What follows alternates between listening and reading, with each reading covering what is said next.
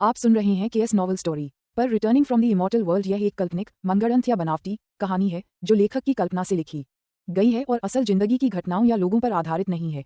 इसमें अक्सर ऐसे पात्र, जगहें या घटनाएं होती हैं जो सच नहीं होती और ये लेस देन काल्पनिक, फिक्शनल, इमेजिनरी कहानियों की एक सामान्य विशेषता है। नॉवल अध्याय 51 समृद्धि और अपमान एक साथ। कृपया सुझाव दें। जिंगमिन द्वीप, जाविस होटल की सबसे ऊपरी मंजिल पर स्थित प्रेसिडेंशियल स्वीट में।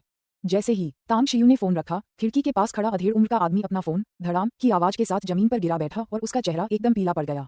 अगले ही पल अधेड़ उम्र के व्यक्ति ने मुड़कर अपने बगल में खड़े युवक को जोर से थप्पड़ मारा। वह बेचारा युवक उत्सुकता से उस अधेड़ उम्र के व्यक्ति को देख रहा था। अचानक हुए इस हमले के लिए वह बिल्कुल भी तैयार नहीं था और अधेड़ उम्र के व्यक्ति के थप्पड़ से वह सीधे जमीन पर गिर गया। बड़े भाई, आपने मुझे क्यों मारा? झांग टिएचुन ने गोंग दालोंग को खाली निगाहों से देखा। उसका चेहरा उलझन से भरा हुआ था। ये ज्ञात होना चाहिए कि जिया रुइडियन ने अपने जीवन काल में केवल 3 शिष्यों को ही स्वीकार किया। उनके सबसे बड़े शिष्य गोंग दालोंग, उनके दूसरे शिष्य झांग टिएचुन और उनके तीसरे शिष्य जिया येलेई। इनमें से जिया येलेई जिया रुइडियन के पुत्र और उनके निजी शिष्य थे। तीनों शपथबद्ध भाइयों का आपस में बेहद घनिष्ठ संबंध था। वे एक दूसरे को अपने करियर में सहयोग देते थे और जीवन में एक दूसरे का ख्याल रखते थे, ठीक वैसे ही जैसे सगे भाई होते हैं। और यह कहानी शून किंग प्रांत में काफी मशहूर थी। एकमात्र खामी यह थी कि जिया येलेई घमंडी और बेहद आवेगशील था, इसलिए गोंग दालोंग और झांग टिएचुन को अक्सर उसकी गलतियों को सुधारना पड़ता था और कभी-कभी जिया रुइडियन को भी ऐसा ही करना पड़ता था। इस बार जिया रुइडियन को जिंगमिन जाने की जल्दी इसलिए करनी पड़ी क्योंकि जिया येलेई ने जुए में बहुत बड़ी रकम गंवा दी थी और हताशा में उसने अपने पिता की प्रतिष्ठा को दांव पर लगा दिया था, जिससे बड़ी मुसीबत खड़ी हो गई थी। जिया रुइडियन की प्रतिष्ठा केवल शूनकिंग प्रांत में ही प्रभावी थी, पूरे देश में नहीं, विशेषकर जिंगमिन द्वीप जैसे अत्यंत विशिष्ट स्थान पर। जब जिया येलेई ने अपने पिता की प्रतिष्ठा का खुलासा किया तो इससे न केवल दूसरे पक्ष को कोई फर्क नहीं पड़ा, बल्कि उसे और भी अपमानजनक व्यवहार का सामना करना पड़ा। महज 3 दिनों में उग्र स्वभाव वाले जिया येलेई को दूसरे पक्ष के ताने बाने के कारण 10 करोड़ युआन का नुकसान हो गया। जब जिया येलेई को आखिरकार कुछ गड़बड़ का एहसास हुआ तो उन्हें अपने दूसरे वरिष्ठ भाई झांग टिएचुन को फोन करना पड़ा। झांग टिएचुन को जिया रुइडियन से जुए की कला विरासत में मिली थी और वह जिया येलेई पर बहुत स्नेह करता था। जिंगमिन द्वीप पहुंचने के बाद उसने जिया येलेई की आलोचना या निंदा नहीं की। इसके बजाय जिया येलेई की संलिप्तता के कारण वह दूसरे पक्ष द्वारा बिछाए गए एक सुनियोजित जाल में फंस गया और फिर उसे 50 मिलियन युआन का नुकसान उठाना पड़ा। मैंने तुम्हें क्यों मारा? तुम अब भी मुझसे यही पूछ रहे हो कि मैंने तुम्हें क्यों मारा? जब हमारे गुरुजी की पत्नी का देहांत हुआ तो उन्होंने हमारे छोटे भाई को हमारी देखरेख में सौंपा था। लेकिन देखो तुम, हमारा छोटा भाई आधे महीने से जिंगमिन द्वीप पर जुआ खेल रहा है और तुम्हें इसकी बिल्कुल भी जानकारी नहीं थी और तुमने परवाह भी नहीं की। आखिरकार तुम्हें हमारे छोटे भाई से मदद के लिए पुकार सुनाई दी, लेकिन गुरुजी और मुझे तुरंत बताने के बजाय तुम मूर्खतापूर्वक हमारे छोटे भाई के साथ मिल गए। झांग टिएचुन, क्या तुम जानते हो कि अगर गुरुजी इस बार असफल हो गए तो हमें किस तरह की स्थिति का सामना करना पड़ेगा? न केवल हमारे गुरुजी और शिष्य सब कुछ खो देंगे, बल्कि शूनकिंग प्रांत में हमारी प्रतिष्ठा भी मिट्टी में मिल जाएगी। गुरुजी के स्वभाव को देखते हुए क्या तुम्हें लगता है कि ऐसी घटना के बाद वे जीवित रह पाएंगे? गोंग दालोंग झांग टाइचुन पर लगभग दहाड़ने लगा। तांग शियू, क्या तांग शियू हमारी मदद करने को तैयार नहीं है? झांग टिएचुन ने अब बहस करना बंद कर दिया, बल्कि उलझन में पूछा। मुझे नहीं पता कि तांग शियू वाकई जुआ खेलने में इतना बुरा है या उसे पता है कि मामला बहुत पेचीदा है। उसने फोन पर ही मान लिया कि जुआ खेलने में उसका कौशल इतना खराब है कि वह मदद नहीं कर सकता। उसने मेरे बोलने से पहले ही फोन काट दिया। ये सुनकर गोंग दालोंग का चेहरा उदास हो गया और उसने बेबसी से आह भरी। ये तांग शियू ऐसा कैसे कर सकता है? ये तो ऐसी स्थिति है जिसमें या तो हम सब एक साथ कष्ट भोगेंगे या एक साथ समृद्धि प्राप्त करेंगे। अब ये सिर्फ हम गुरु और शिष्यों की प्रतिष्ठा का सवाल नहीं है, बल्कि पूरे शूनकिंग प्रांत की प्रतिष्ठा का सवाल है। उसे दूरदृष्टि की कोई समझ नहीं है। झांग टिएचुन ने क्रोधित चेहरे से कहा। गुरुजी ने हमें पहले ही स्पष्ट कर दिया है कि तांग शियू जुआरी नहीं है, बल्कि हमारे दायरे से बाहर का कोई व्यक्ति है। गोंग दालोंग ने मुस्कुराते हुए सिर हिलाया। अभी के लिए हम दूसरे उपाय सोचने की कोशिश करते हैं। तांग शियू के लिए हम केवल उसकी भावनाओं को जगा सकते हैं और धीरे धीरे उससे बात कर सकते हैं। तांग शियू ने गोंग दालोंग का फोन रखने के बाद विला को साफ किया और आराम से स्कूल लौट गया। इस बार तांग शियू की छुट्टी का मुख्य उद्देश्य ची साधना के शरीर को मजबूत करने की अवस्था को पूरा करना था। शरीर को मजबूत करने की अवस्था पूरी हो जाने के कारण तांग शियू को स्वाभाविक रूप से बाहर रहने की कोई आवश्यकता नहीं थी। अपने पिछले जीवन में तांग शियू साधना, रसायन विद्या, ताबीज और कलाकृतियों के शोधन में पूरी तरह से लीन था। बाहरी दुनिया से लगभग बेखबर और सांसारिक मामलों से पूरी तरह अनभिज्ञ था, जिसके कारण अंतिम क्षण में उसकी प्रेमिका और विश्वासपात्र द्वारा उसे धोखा दिया गया। इस जीवन में असंख्य स्रोतों से प्राप्त शून्य ब्रह्मांड एकीकरण कला की परिपूर्ण और अद्वितीय दिव्य कला से युक्त और अपने पिछले जीवन के 10,000 वर्षों के साधना अनुभव और ज्ञान की सहायता से तांग शियू अपनी शक्ति में धीमी प्रगति को लेकर बिल्कुल भी चिंतित नहीं थे। इसलिए वे सांसारिक मामलों को समझने और अपने मन को शांत करने में अधिक समय और ऊर्जा लगाना चाहते थे। जब तांग शियू कक्षा में दाखिल हुआ तो उसने देखा कि उसके सहपाठी उसे बेहद अपरिचित नजरों से देख रहे थे और कुछ अप्रिय शब्द उसके कानों में हल्के से सुनाई दिए। उसने नकल करके मासिक परीक्षा में प्रथम स्थान प्राप्त किया और अब वह खुद को प्रथम मानता है। अगर वह इतना ही काबिल है तो उसे इस मासिक परीक्षा में फिर से प्रथम स्थान प्राप्त करने दो। अगर उसे सचमुच पहला स्थान मिल जाता तो वह इतना घमंडी नहीं होता। 5वीं कक्षा का यांग जियान कई महीनों से मासिक परीक्षा में प्रथम स्थान प्राप्त कर रहा है और वह अभी भी हर दिन लगन से पढ़ाई करता है। टैंग शियू ने शायद अभी देखा होगा कि स्नातक समारोह नजदीक आ रहा है, इसलिए उसने एक बार बेकाबू होकर सबको अपनी ओर आकर्षित करने का मौका नहीं छोड़ा। अपनी बुद्धिमत्ता के बावजूद वह भला प्रथम स्थान कैसे प्राप्त कर सकता था? ये शब्द अचानक सुनकर तांग शियू बेहद असहज महसूस करने लगी। हालांकि कुछ देर सोचने के बाद तांग शियू को राहत महसूस हुई। आखिरकार वह इतने लंबे समय से बिगड़ा हुआ छात्र रहा था, हमेशा कक्षा में सबसे नीचे रहता था। अचानक कक्षा में प्रथम स्थान प्राप्त करना पहले से ही अच्छी बात थी कि लोगों को उस पर संदेह नहीं था, तो वे उसे पसंद और सम्मान कैसे कर सकते थे। शायद परिणाम घोषित होते ही सनसनी फैल गई और कुछ लोग चौंक गए, लेकिन समय बीतने के साथ साथ शुरुआती परिणामों का सनसनीखेज प्रभाव धीरे धीरे कम हो गया। कुछ दुर्भावनापूर्ण लोगों की उकसाहट और अफवाहों के चलते ईर्ष्या, द्वेष और यहाँ तक कि बदनामी ने इसकी जगह ले ली। बॉस, उन पर ध्यान मत दीजिए, वे बहुत ऊब चुके हैं। ऐसे लोग जो एक दिन गपशप न करें तो मर ही जाएंगे। तांग शियू को लौटते देख युआन चुलिंग बहुत खुश हुआ। संक्षिप्त अभिवादन के बाद उसने देखा कि तांग शियू का चेहरा थोड़ा उदास है और तुरंत समझ गया कि क्या हो रहा है। उसने धीमी आवाज में उसे दिलासा दिया, कोई बात नहीं, बाद में हम अपने अंकों से उन्हें करारा जवाब देंगे। तांग शियू ने सिर हिलाया, फिर अपनी डेस्क खोली और पढ़ने के लिए किताबें निकालने की तैयारी करने लगा। जैसे ही तांग शियू ने डेस्क खोला, वह स्तब्ध रह गया। उसने देखा कि स्कूल न आने के मात्र 10 दिनों में ही उसकी डेस्क पूरी तरह से भर गई थी और वह पूरी तरह से सफेद थी, परीक्षा पत्रों से भरी हुई थी। बॉस, मुझे आपका बाहर जाकर मौज मस्ती करने का शानदार फैसला बहुत पसंद आया, क्योंकि आपको अंतहीन परीक्षा पत्रों के झंझट में नहीं पड़ना था। अरे बॉस, मुझे ऐसा क्यों लग रहा है कि आप पहले से ज्यादा गोरे और लंबे हो गए हैं? आपने प्लास्टिक सर्जरी तो नहीं करवाए? युआन चुलिंग ने कहा और फिर अचानक उसे कुछ गड़बड़ महसूस हुई और वह आश्चर्य से बोली। युआन चुलिंग की आवाज इतनी तेज थी कि उसने तुरंत कक्षा में सभी का ध्यान आकर्षित कर लिया और फिर सभी की निगाहें तांग शियू पर टिक गईं। युआन चुलिंग की बातें सुनकर तांग शियू का दिल एक पल के लिए रुक गया और उसके चेहरे के भाव थोड़े बदल गए। हालांकि तांग शियू ने देखा कि शरीर को मजबूत करने के बाद उसकी लंबाई थोड़ी बढ़ गई थी, लेकिन कुछ फोन कॉल करने के बाद वह चीजों पर विचार करने लगा और अपनी लंबाई में हुए इस महत्वपूर्ण बदलाव को भूल गया। जैसे ही तांग शियू कुछ बातें समझाने ही वाला था, तभी उसने जो शब्द सुने उनसे वह स्तब्ध रह गया। मोटे, अगर तुम शेखी नहीं बघारोगे तो मर ही जाओगे, है ना? तांग शियू पर अभी भी ट्यूशन फीस बकाया है, उसके पास प्लास्टिक सर्जरी के लिए पैसे कैसे होंगे? अगर प्लास्टिक सर्जरी से लंबाई बदली जा सकती तो मैं भी इसे करवा लेता। मोटा आदमी दिन भर चिल्लाकर सबका ध्यान खींचना ही जानता है, उससे कोई मतलब नहीं है। हालांकि तांग शियू की लंबाई में बदलाव आया था, लेकिन चूंकि वह कक्षा 10 में कुल मिलाकर 1 महीने से थोड़ा अधिक समय से ही था और वह अपना अधिकांश समय बिना ज्यादा हिले डुले अपनी सीट पर बैठे हुए बिताता था, इसलिए उसने अपने सहपाठियों के साथ बातचीत नहीं की थी, जिसके कारण कक्षा में उसकी उपस्थिति बहुत कमजोर थी। अगर सू जियानफेई की जानबूझकर की गई उकसाहट न होती तो 10वीं कक्षा के छात्रों को तांग शियू जैसे किसी व्यक्ति की बिल्कुल भी परवाह नहीं होती। उन्हें निश्चित रूप से तांग शियू की लंबाई या त्वचा के रंग से कोई लेना देना नहीं होता। तांग शियू ने सोचा था कि उसकी लंबाई में आए बदलाव से सनसनी और संदेह पैदा होगा, लेकिन वास्तविकता ने उसके दिल से बोझ हटा दिया। सभी ने युआन चुलिंग को घूरकर देखा, कुछ बार उसका मजाक उड़ाया और फिर युआन चुलिंग पर ध्यान दिए बिना अपने अपने काम में वापस लग गए। क्या मैंने वाकई गलत देखा? युआन चुलिंग ने तांग शियू को संदेह भरी निगाहों से देखते हुए धीरे से कहा, मेरी नजरें हमेशा से तेज रही हैं, उनमें गलती होने का कोई कारण नहीं है। क्या हाल ही में बहुत सारे परीक्षा प्रश्नपत्र हल करने से मैं भ्रमित हो गई? युआन चुलिंग की बड़बड़ाहट सुनकर तांग शियू को आखिरकार पूरी तरह से राहत महसूस हुई। पूरे star city first high school में युआन चुलिंग ही उसके सबसे करीब थी। अगर युआन चुलिंग को भी यकीन नहीं था कि उसमें कोई बड़ा बदलाव आया है, तो दूसरों के लिए तो इसकी पुष्टि करना और भी मुश्किल होगा। जहां तक उसके परिवार की बात है, तांग शियू को बिल्कुल भी चिंता नहीं थी। 17 या 18 वर्ष की आयु स्वाभाविक रूप से तीव्र वृद्धि का समय होता है और वह महीने में केवल एक बार घर जाता था। उसकी माँ शायद हर बार उसकी लंबाई पर ध्यान नहीं देती थी। अचानक उसे थोड़ा लंबा देखकर उसकी माँ आश्चर्यचकित हो सकती थी, प्रसन्न हो सकती थी, लेकिन वह निश्चित रूप से संदिग्ध या भयभीत नहीं होती। तांग शियू से कुछ देर बातचीत करने के बाद युआन चुलिंग समीक्षा करने के लिए किताबों में खुद को मग्न करने लगा। शायद युआन चुलिंग ने अपने भावनात्मक बोझ को पूरी तरह से त्याग दिया था, या शायद परिवेश में बदलाव के बाद उसकी मानसिकता बदल गई थी। तांग शियू को ये बात समझ में आ गई थी कि युआन चुलिंग अब पहले की तरह चंचल और उत्साही नहीं रही, बल्कि बहुत लगन से पढ़ाई कर रही थी। अपनी मेज पर रखे परीक्षा पत्रों पर एक नजर डालते हुए तांग शियू ने उन सभी को मसलकर कूड़ेदान में फेंक दिया। तांग शियू उबाऊ अभ्यासों और परीक्षा पत्रों पर कीमती समय बर्बाद नहीं करना चाहता था। धन, साथी, तरीके और जमीन। धन सबसे पहले आता है, इसके बाद मुझे जो सबसे महत्वपूर्ण काम करना चाहिए वह है पैसा कमाने का एक विश्वसनीय तरीका खोजना, न कि कॉलेज प्रवेश परीक्षा।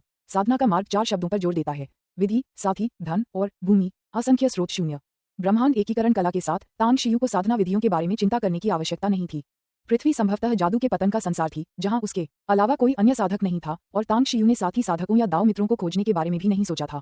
साधना स्थलों की बात करें तो ज़ेशानपिंग पर स्थित स्वर्ग महल का निर्माण कार्य पहले से ही चल रहा था, इसलिए तांग शियू को फिलहाल इसकी चिंता करने की आवश्यकता नहीं थी। केवल पैसों के मामले में ही तांग शियू को गंभीरता बरतनी पड़ी। अध्याय 52 अंतिम उन्माद। कृपया वोट करें। जैसा कि प्राचीन काल में कहा गया था, धन के बिना कोई भी दाव का अभ्यास नहीं कर सकता। साधना के प्रारंभिक चरणों में व्यक्ति को अभ्यास के लिए यथासंभव अधिक से अधिक ध्यान और समय समर्पित करना चाहिए, जिसका अर्थ है धन कमाने के लिए कम समय। भौतिक आधार के बिना दाव की साधना करना कठिन है। फिर भी तांग शियू वर्तमान में निर्धन है, उसके पास कोई भौतिक आधार नहीं है। हालांकि तांग शियू को नानशा कस्बे में यनिंग विला संयोग से मिला था, लेकिन उन्हें इसकी लोकेशन और सजावट इतनी पसंद आई कि वे इसे बेच नहीं सके। इसके अलावा यह विला लॉन्ग झेंग्यू ने लगभग तांग शियू को उपहार में दिया था, आधा बेचकर और आधा तोहफे में। तांग शियू विला बेच ही नहीं सकते थे, वरना लॉन्ग झेंग्यू उन्हें नीचा समझते। यानिंग विला से लाभ उठाने में असमर्थ तांग शियू के पास कुल मिलाकर 10,000 से भी कम नकदी थी, जिससे वह वास्तव में एक गरीब साधक साबित हुआ। अगर लॉन्ग जेंग्यू ने स्वर्गिक महल के निर्माण में पूर्ण समर्थन देने का वादा न किया होता तो तांग शियू को अपनी साधना के लिए जगह भी न मिल पाती। सौभाग्यवश यद्यपि तांग शियू की साधना अभी प्रारंभिक अवस्था में है, वह बिल्कुल नौसिखिया साधक नहीं है। इसलिए वह अपनी सारी ऊर्जा और समय साधना में लगाने के बजाय धन कमाने के लिए कुछ समय और विचार दे सकता है। लगता है मुझे अपने पुराने पेशे में वापस जाना पड़ेगा। काफी सोच विचार के बाद तांग शियू की भौहें धीरे धीरे तन गईं और उनके मन में एक विचार आया। युआन चुलिंग के सुझाव के विपरीत तांग शियू का पुराना पेशा जुआ खेलना नहीं था, बल्कि रसायन शास्त्र में उनकी विशेषज्ञता थी। अमरलोक से अमर औषधियों को पृथ्वी पर लाकर बेचना भले ही बेहद चौंकाने वाला होता और ऐसी औषधियों के कई घटक पृथ्वी पर न भी मिलते, फिर भी तांग शियू ने अनुकूलन कर लिया। उन्होंने पृथ्वी की वास्तविक परिस्थितियों के अनुसार औषधियों को संसाधित और संशोधित किया, जिससे वे पृथ्वीवासियों के लिए पूरी तरह से स्वीकार्य और रुचिकर बन गईं। कैटरिंग में बहुत अधिक समय और ऊर्जा लगती है और इसे बड़े पैमाने पर करने के लिए आवश्यक धन की राशि खगोलीय है। जब तक कि मैं किसी के साथ सहयोग न करूं, तांग शियू के मन में सबसे पहला विचार मसालों की रेसिपी में सुधार करके खानपान उद्योग से पैसा कमाने का आया। हालांकि कुछ सोचने के बाद वह हिचकिचाया, क्योंकि सिर्फ मसालों की रेसिपी से अच्छी कमाई नहीं होती। खानपान के साथ मिलाकर ही उनसे बहुत ज्यादा कीमत कमाई जा सकती थी और तांग शियू की मौजूदा आर्थिक स्थिति में खानपान के कारोबार में उतरना उनके बस की बात नहीं थी। दूसरों के साथ सहयोग करना एक अच्छा तरीका था, लेकिन उनके द्वारा नियंत्रित किए जाने की संभावना भी अधिक थी और उनका विश्वास हासिल करना आसान काम नहीं था। खानपान के अलावा शराब, सौंदर्य प्रसाधन और स्वास्थ्य उत्पाद भी हैं। तांग शियू ने खूब दिमाग लगाया और उन अन्य क्षेत्रों के बारे में सोचा जहां संशोधित औषधियों का उपयोग किया जा सकता था। हालांकि तांग शियू को एहसास हुआ कि वह इन क्षेत्रों के बारे में कुछ नहीं जानता और उसे अचानक सिरदर्द होने लगा। बॉस, आप काफी देर से क्लासरूम में बैठे हैं, क्या आपको कुछ असामान्य नहीं लगा? क्लास खत्म होने की घंटी बजने के बाद युआन चुलिंग ने अपनी किताब नीचे रखी, तांग शियू की बाह को हल्का सा धक्का दिया और धीमी आवाज में पूछा, मुझे कौन सी असामान्य बात देखनी चाहिए थी? तांग शियू ने असमंजस में युआन चुलिंग को घूरते हुए कहा, उसका चेहरा हैरानी से भरा हुआ था। युआन चुलिंग ने उसे ऐसी नजर से देखा जिसका मतलब था, तुमने मुझे हरा दिया है। फिर उसने अपना मुंह तांग शियू के कान के पास झुकाया और कक्षा में हुई हाल की घटनाओं के बारे में उसे बताने के लिए तैयार हो गई। लेकिन युआन चुलिंग के कुछ बोलने से पहले ही तांग शियू खड़ी हो गई और सीधे कक्षा से बाहर चली गई। युआन चुलिंग आश्चर्य से मुंह खोलकर रह गया। वह तांग शियू से पूछना चाहता था कि ऐसा क्यों, लेकिन जब उसकी नजर कक्षा के बाहर एक खूबसूरत आकृति पर पड़ी तो उसने तुरंत तिरस्कार से अपने होंठ सिकोड़ लिए। वह तो नाटक कर रहा है। मुझे लगा था कि तुमने ध्यान ही नहीं दिया कि चेंग यानान सुबह की स्वर अध्ययन कक्षा में नहीं आया।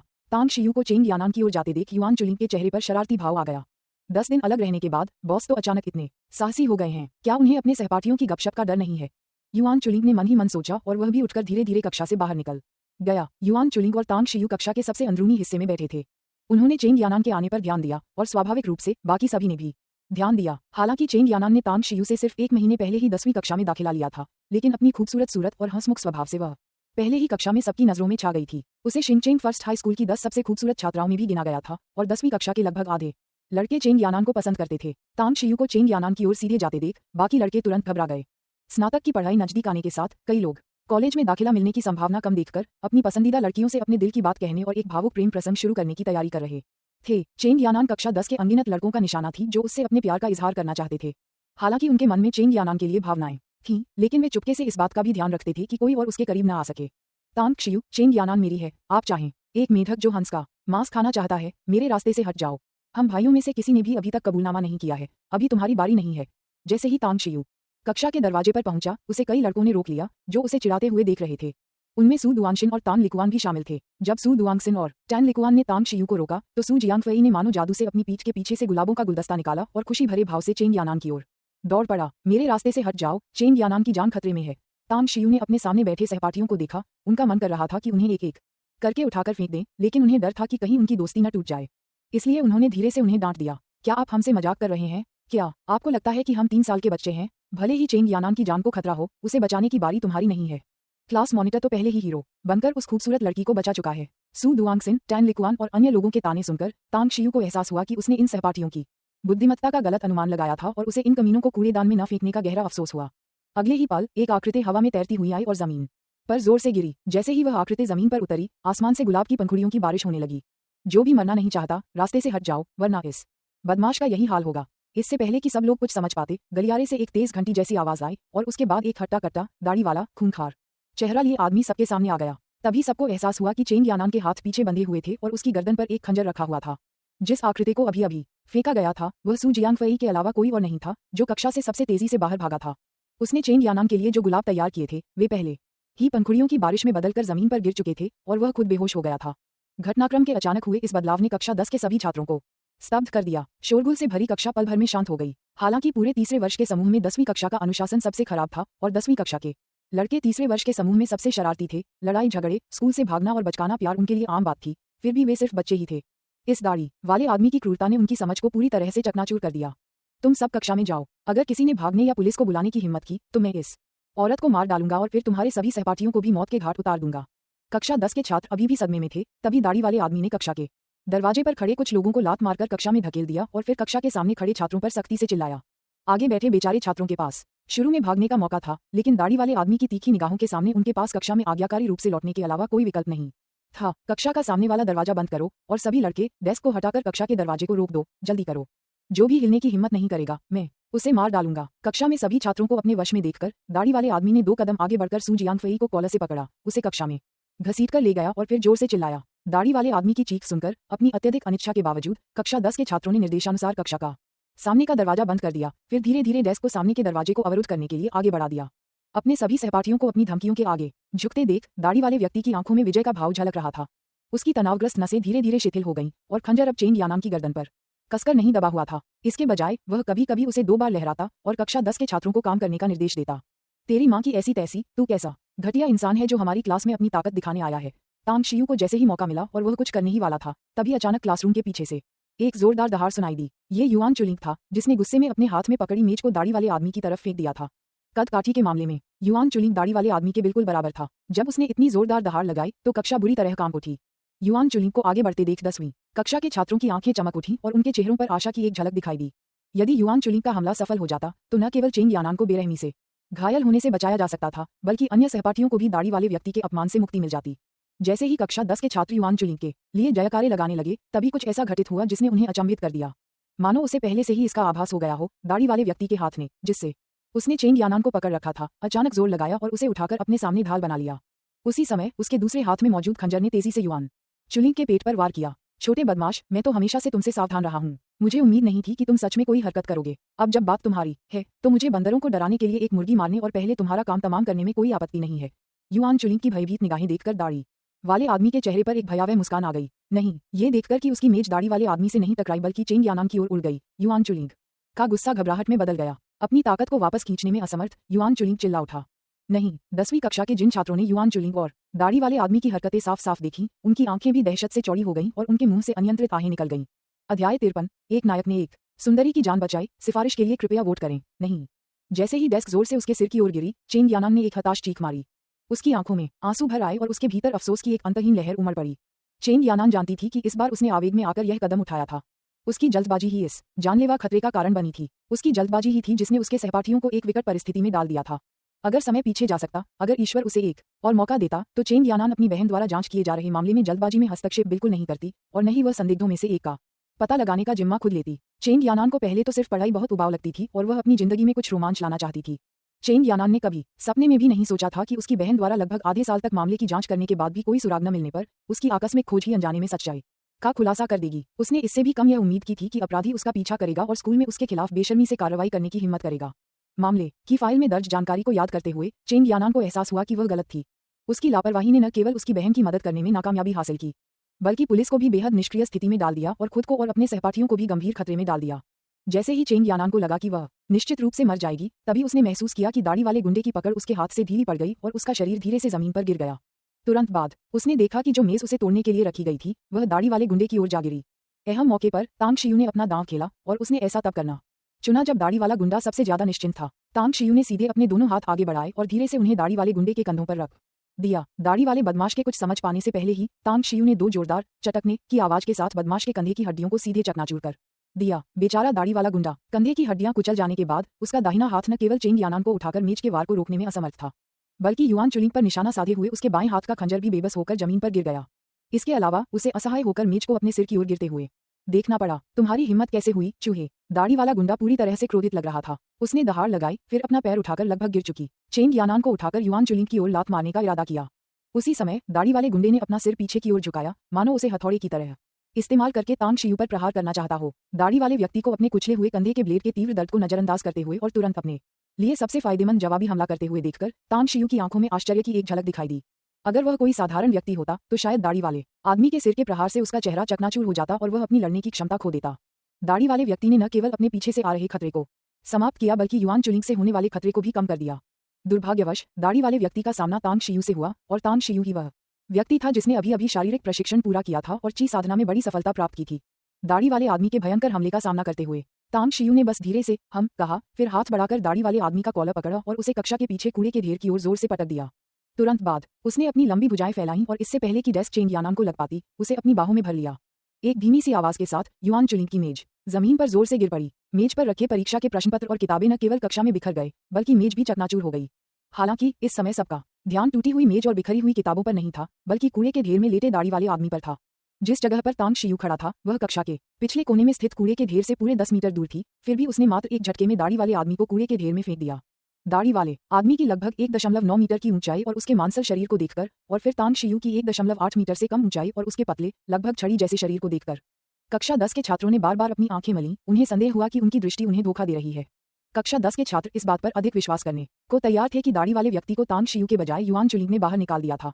लेकिन युआन चुलिंग को भी तांग शियू को खाली निगाहों से घूरते हुए देखकर सभी को पता चल गया कि दाढ़ी वाले गुंडे को केवल तांग शियू ही काबू कर सकता था और उससे निपट सकता था, युआन चुलिंग नहीं।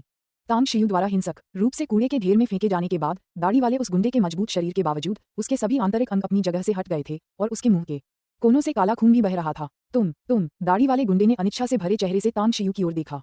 उसने कमजोर स्वर में कुछ शब्द कहे और फिर बेहोश हो गया। दाढ़ी वाले आदमी को बेहोश होते देख कक्षा 10 के छात्रों ने अचेतन रूप से राहत की सांस ली। इसके तुरंत बाद जो कक्षा अभी तक बेहद शांत थी वह पल भर में एक शोरगुल भरे बाजार में बदल गई। कुछ बच्चों ने तुरंत चीख पुकार मचाई और पुलिस को बुलाया, कुछ ने सीधे कक्षा का दरवाजा खोला और बाहर भाग गए और कुछ तो जोर जोर से रोने भी लगे।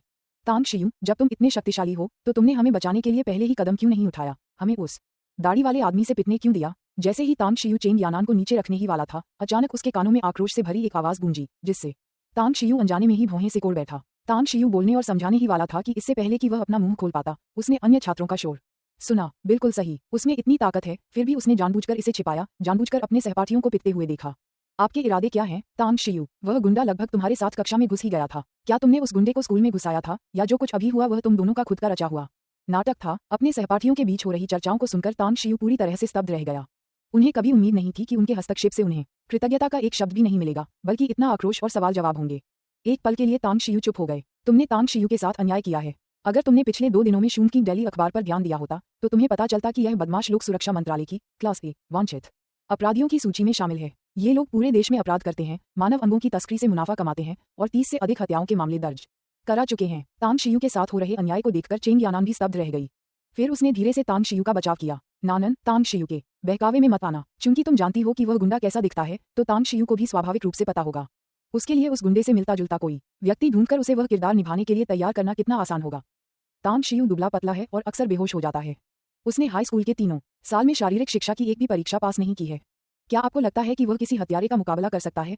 तांग शियू निश्चित रूप से आपका दिल जीतना चाहता है, लेकिन उसे अस्वीकृति का डर है। इसलिए उसने आपको प्रभावित करने और आपका दिल जीतने के लिए हीरो द्वारा सुंदरी को बचाने का ये नाटक रचा है। चेंग यानान की व्याख्या न केवल सभी को समझाने में विफल रही, बल्कि इसने उन्हें और भी अधिक उत्तेजित कर दिया। बॉस, आपके साथ साफ तौर पर अन्याय हो रहा है। आप क्यों नहीं खुलकर बोलते और समझाते? बाल बचने के बाद युआन चुलिंग डरा हुआ लग रहा था। अपने सभी सहपाठियों को तांग शियू को गलत समझते देख वह उसे समझाने के लिए कहने से खुद को रोक नहीं पाया। जो लोग आप पर विश्वास करते हैं वे स्वाभाविक रूप से आप पर विश्वास करेंगे। जो लोग विश्वास नहीं करते, आप चाहे कितना भी समझा लें, वे आप पर विश्वास नहीं करेंगे। तांग शियू ने शांत भाव से अपने सहपाठियों की ओर देखा, कुछ नहीं कहा और धीरे धीरे अपनी मेज की ओर चलकर बैठ गया। तांग शियू शांत रह सकी, लेकिन कक्षा 10 के अन्य छात्र शांत नहीं रह सके। कुछ ही छात्रों ने तांग शियू से सवाल किए, उनमें से अधिकांश चुप रहे। आखिरकार उस गुंडे का अभी अभी का क्रूर व्यवहार अभिनय जैसा नहीं लग रहा था, नहीं युआन चुलिंग की उस नाजुक क्षण में गुस्से भरी दहाड़ और घबराहट अभिनय जैसी लग रही थी, और चेंग यानान की चोटिल कलाई और दाढ़ी वाले आदमी का खून थूकना भी अभिनय जैसा था। तांग शियू चुप रहे और चेंग यानान मजबूती से उनके साथ खड़े रहे। अधिकांश छात्र भी चुप थे, इसलिए जो लोग तांग शियू पर सवाल उठा रहे थे और उन्हें कोस रहे थे, वे भी धीरे धीरे शांत हो गए। 10 मिनट बाद नगर पुलिस की आपराधिक जांच टीम मौके पर पहुंची। टीम की प्रमुख अधिकारी चेंग जुमेई थी, जिनसे तांग शियू पहले एक बार मिल चुकी थीं। जैसे ही तांग शियू आगे बढ़कर चेंग जुमेई का अभिवादन करने ही वाली थी, चेंग यानान ने एक कदम आगे बढ़कर तांग शियू से पहले ही चेंग जुमेई तक पहुंच गई। लेकिन इससे पहले कि चेंग यानान कुछ बोल पाती, चेंग जुमेई ने अपना हाथ उठाया और चेंग यानान के चेहरे पर जोरदार थप्पड़ मार दिया। चेंग यानान, तुम्हें मेरे केस फाइल को छूने का हुक्म किसने दिया? तुम्हें अपनी मर्जी से काम करने का हुक्म किसने दिया? सुराग मिलते ही मुझे तुरंत सूचित न करने का हुक्म तुम्हें किसने दिया? चेंग यानान को थप्पड़ मारने के बाद चेंग जुमेई ने उससे कड़े शब्दों में सवाल किया। मैं बहन, मुझे माफ कर दो, मुझसे गलती हो गई। चेंग यानान को अपनी बहन से सांत्वना नहीं मिली, बल्कि एक थप्पड़ पड़ा। उसे इतना बुरा लगा कि वह रोना चाहती थी, लेकिन अपनी बहन की लाल आंखों और उनमें दिख रही चिंता को देखकर उसे बड़ी मुश्किल से अपने आंसू रोकने पड़े और उसने धीरे से माफी मांगी। जब तांग शियू ने पहली बार चेंग जुमेई को चेंग यानान को थप्पड़ मारते देखा, तो उसे बहुत घृणा हुई और वह लगभग चेंग जुमी के खिलाफ कार्रवाई करने से खुद को रोक नहीं पाया। हालांकि चेंग जुमी और चेंग यानान के बीच हुई बातचीत सुनने के बाद उसने मन ही मन खुद को इस बात के लिए बधाई दी कि उसने अभी आवेग में आकर कोई कार्रवाई नहीं की। जब बहनें चेंग जुमी और चेंग यानान आपस में बातचीत कर रही थीं, तब आपराधिक जांच दल के अन्य सदस्य दाढ़ी वाले व्यक्ति की चोटों की जांच कर रहे थे और कुछ लोग कक्षा 10 के छात्रों से घटना के बारे में पूछताछ भी कर रहे थे। कैप्टन चेंग, संदिग्ध ओयांग हाइफेक की हालत गंभीर है। उसके आंतरिक अंग तो अपनी जगह से हट ही गए हैं, साथ ही उसकी कई पसलियां भी टूट गई हैं, जिनमें से एक तो उसके दिल में धंस गई है। उसके बचने की संभावना बहुत कम है। हु वेनेक्सू बोलते बोलते तांग शियू की ओर देखे बिना नहीं रह सका। कक्षा 10 के छात्रों से हु वेनेक्सू को पता चला कि तांग शियू ने ही ओयांग हाइफेक को काबू में किया था। पिछली मुलाकात के दौरान तांग शियू के अत्यधिक कमजोरी के कारण बेहोश हो जाने का दृश्य याद करते हुए हु वेनेक्सू को लगा कि आज जो कुछ हुआ वह सचमुच विचित्र था और उसे सुनी हुई हर बात पर विश्वास नहीं हो रहा था। हालांकि कई लोगों से पूछताछ करने और यह पता लगाने के बाद कि सभी गवाहियां एक जैसी थीं, हु वेनेक्सू के पास एक बात पर विश्वास करने के अलावा कोई विकल्प नहीं था। दुबले पतले तांग शियू ने वास्तव में ओयांग हाइफेक को वश में कर लिया था। अध्याय 54, सांप को सचेत करना। कृपया संग्रह करें। क्या ओयांग हाइफेक की जान खतरे में है? ये कैसे संभव है? क्या वह टीम में अमर बेल के नाम से नहीं जाना जाता? हु वेनेक्सू की रिपोर्ट सुनकर चेंग जुमी ने चेंग यानन से बात करना छोड़ दिया और आश्चर्य से बोली, ओयांग हाइफेक को 2 कारणों से बेल उपनाम दिया गया था। पहला, वह अपार शक्ति, मोटी चमड़ी और अविश्वसनीय रूप से लचीला था। दूसरा, उसका स्वभाव बेहद जिद्दी था और एक बार जब वह कोई निर्णय ले लेता था तो 10 बैल भी उसे पीछे नहीं खींच सकते थे। ओयांग हाइफेक के स्वभाव और क्षमताओं के कारण ही टीम में उनकी केंद्रीय भूमिका थी। हालांकि ये सुनकर कि एक इतने शक्तिशाली योद्धा को एक कमजोर युवक ने हरा दिया, चेंग जुमी को भी यह बात अविश्वसनीय लगी। यहाँ तक कि चेंग जुमी को भी ओयांग हाइफेक को वश में करने की अपनी क्षमता पर पूरा भरोसा नहीं था। तांग शियू, नमस्कार, हम फिर मिले। क्या तुम्हें मैं याद हूँ? चेंग जुमी ने कुछ पल तांग शियू को देखा, फिर मुस्कुराते हुए उसकी ओर हाथ बढ़ाया और अभिवादन किया। नमस्कार अधिकारी चेंग, आपसे दोबारा मिलकर खुशी हुई। चेंग जुमी की आंखों में थोड़ी सी उत्सुकता और चंचलता देखकर तांग शियू का दिल जोर से धड़कने लगा। वह हाथ मिलाने से मना करना चाहता था, लेकिन कुछ देर सोचने के बाद उसने चेंग जुमी की ओर हाथ बढ़ाया। जैसे ही उनकी दोनों हथेलियां हवा में एक दूसरे को छूकर आपस में लिपट गईं, चेंग जुमी की आंखों में जीत की एक झलक दिखाई दी और फिर उसने अचानक बल लगाया। जैसे ही चेंग जुमी को लगा कि वह तांग शियू की ताकत का अंदाजा लगा सकती है, तभी उसने महसूस किया कि तांग शियू की हथेली नर्म और चिकनी हो गई है। चेंग जुमी के कुछ समझ पाने से पहले ही तांग शियू का हाथ उसके हाथ से छूट गया। तुम तो बड़ी चालाक हो, सच में तुम्हारे पास मार्शल आर्ट का हुनर है। अब तो मुझे तुम्हारी असली परीक्षा लेनी पड़ेगी। चेंग जुमी ने अभी पूरी ताकत नहीं लगाई थी और तांग शियू द्वारा आसानी से उसकी पकड़ से छूट जाने के बाद उसकी आंखें चमक उठीं और उसके चेहरे पर उत्साह का भाव आ गया। अधिकारी चेंग, मुख्य काम महत्वपूर्ण है और मैंने यानान की जान बचाई है। क्या आप यानान की जान बचाने वाले के साथ ऐसा व्यवहार करते हैं? चेंग जुमी से निकल रही तीव्र लड़ाकू भावना को महसूस करते हुए तांग शियू ने भौहें चढ़ाकर उसे तुरंत याद दिलाया। तुम मुझे पहले बहन कहकर बुलाते थे, तो अब ऑफिसर चेंग क्यों कह रहे हो? क्या तुम्हें कुछ छिपाना है? ये सुनकर चेंग जुमी एक पल के लिए झिझकी, फिर उसकी आंखें चौड़ी हो गईं और उसने तीखे स्वर में पूछा, मैं तुम्हें बहन कहकर बुलाना चाहती हूँ, लेकिन मुझे डर है कि यानान को इस पर आपत्ति हो सकती है। तांग शियू ने पास खड़ी घबराई हुई चेंग यानान की ओर देखा और जानबूझकर उसे चिढ़ाया। चेंग यानन शो का आनंद ले रही थी और उसने स्पष्ट रूप से यह उम्मीद नहीं की थी कि युद्ध अचानक उसे भी इसमें शामिल कर लेगा। तांग शियू के मजाकिया शब्दों को सुनकर वह तुरंत शर्मा गई और उसका चेहरा शर्म से लाल हो गया। तुम यानान? तांग शियू की ये बातें सुनकर चेंग जुमी भी अवाक रह गई। उसकी निगाहें संदेह से भरी हुई तांग शियू और चेंग यानान के बीच कई बार घूमी। हालांकि ऐसे सार्वजनिक माहौल में चेंग जुमी खुले तौर पर तांग शियू और चेंग यानन के बीच के रिश्ते के बारे में पूछताछ नहीं कर सकती थी और न ही इसे उजागर करना सुविधाजनक था। अंत में चेंग जुमी ने तांग शियू को गुस्से से घूरते हुए अपनी परीक्षा समाप्त कर दी। तांग शियू, यानान ने उन्हें सूचना दे दी थी। जब तक हम अपराधियों के ठिकाने पर पहुंचे, वे भाग चुके थे। अगर उन्हें ओयांग हाइफेक के बारे में पता चला तो वे अपराधी शायद आपसे बदला लेंगे। क्या आपको अपनी सुरक्षा के लिए किसी को तैनात करने की जरूरत है, या आप कुछ दिनों के लिए पुलिस स्टेशन में रहना चाहेंगे? बयान लेने के बाद चेंग जुमी ने तांग शियू से पूछने से पहले एक पल के लिए संकोच किया। ये सुनकर तांग शियू कुछ पल के लिए स्तब्ध रह गया, फिर उसने सिर हिलाया। अधिकारी चेंग, ये बहुत अच्छी बात है। अगर आपको सुविधा हो तो कृपया कुछ लोगों को मेरी माँ की गुप्त सुरक्षा के लिए तैनात कर दीजिए। मैं अपनी तरफ से सब संभाल लूंगा। चेंग जुमी ने कुछ पल के लिए तांग शियू को देखा और उसकी दृढ़ निगाहों और पूरे आत्मविश्वास को देखकर उसने सिर हिलाकर तांग शियू के अनुरोध पर सहमति जताई और आपराधिक पुलिस टीम के साथ जल्दी से चली गई। तांग शियू, तुमने आज बहुत अच्छा प्रदर्शन किया। अगर तुम न होते तो मेरा अनुमान है कि तुम्हारे सहपाठी जान के खतरे में होते। स्कूल तुम्हें बाद में पुरस्कार देगा। आपराधिक पुलिस के स्कूल पहुंचने से पहले ही वेई झेंटाई के नेतृत्व में स्कूल के अधिकारी कक्षा 10 के कक्ष में पहुंच चुके थे, लेकिन उस समय उनका मुख्य कार्य भयभीत छात्रों को दिलासा देना था, इसलिए उनके पास तांग शियू से बात करने का समय नहीं था। जब तक वेई झेंटाई ने तांग शियू से बात करना चाहा, तब तक पुलिस ने तांग शियू, चेंग यानन और युआन चुलिंग से बयान लेना शुरू कर दिया था। हालांकि जहां एक और तांग शियू, चेंग यानन और युआन चुलिंग अपने बयानों के लिए पुलिस के साथ सहयोग कर रहे थे, वहीं वेई झेंटाई और अन्य लोग भी चुप नहीं बैठे थे। उन्हें कक्षा 10 के छात्रों से घटनाक्रम की पूरी जानकारी मिल चुकी थी। ये जानकर कि चेंग यानन लगभग मर गया था और युआन चुलिंग भी लगभग मरते मरते बची थी, वेई झेंटाई और अन्य लोगों के दिल की धड़कनें थम सी गईं। जहां तक सू जियांगफेई की बात है, जिसने दिखावा करने की कोशिश की थी और जिसे ओयांग हाइफेक ने लात मारकर भगा दिया था, अब उस पर किसी ने ध्यान नहीं दिया। प्रिंसिपल वेई, पुरस्कार गौन है। मुझे लगता है कि विद्यालय सुरक्षा प्रबंधन को मानकीकृत करना सर्वोच्च प्राथमिकता है। अगर आज जैसी घटनाएं समाचार मीडिया में रिपोर्ट की जाती हैं, तांग शियू वेई झेंटाई द्वारा उल्लिखित पुरस्कार से प्रभावित नहीं हुई, बल्कि शांत भाव से बोली। जब वेई झेंटाई ने तांग शियू के वाक्य का पहला भाग सुना तो वह नाखुश हुआ। उसे लगा कि तांग शियू थोड़ा अहंकारी हो रहा है। हालांकि तांग शियू के वाक्य का उत्तरार्ध समाप्त होते ही वेई झेंटाई के चेहरे के भाव तुरंत बदल गए। तांग शियू की ओर उनकी निगाहों में गहरे सदमे के साथ साथ कृतज्ञता भी झलक रही थी। किसी भी विद्यालय के लिए सबसे महत्वपूर्ण उसके छात्र होते हैं। जितने अधिक छात्र होंगे, विद्यालय की आय उतनी ही अधिक होगी। अधिक आय होने से शिक्षण स्टाफ में निवेश सुनिश्चित हो जाता है, जिससे महाविद्यालय में प्रवेश की दर अच्छी रहती है। प्रवेश दर बढ़ने से अधिक छात्र आकर्षित होते हैं और इस प्रकार एक सकारात्मक चक्र बनता है। लेकिन अगर स्कूल में छात्रों के जीवन और सुरक्षा की गारंटी नहीं दी जा सकती, तो उच्च कॉलेज प्रवेश दर का क्या फायदा?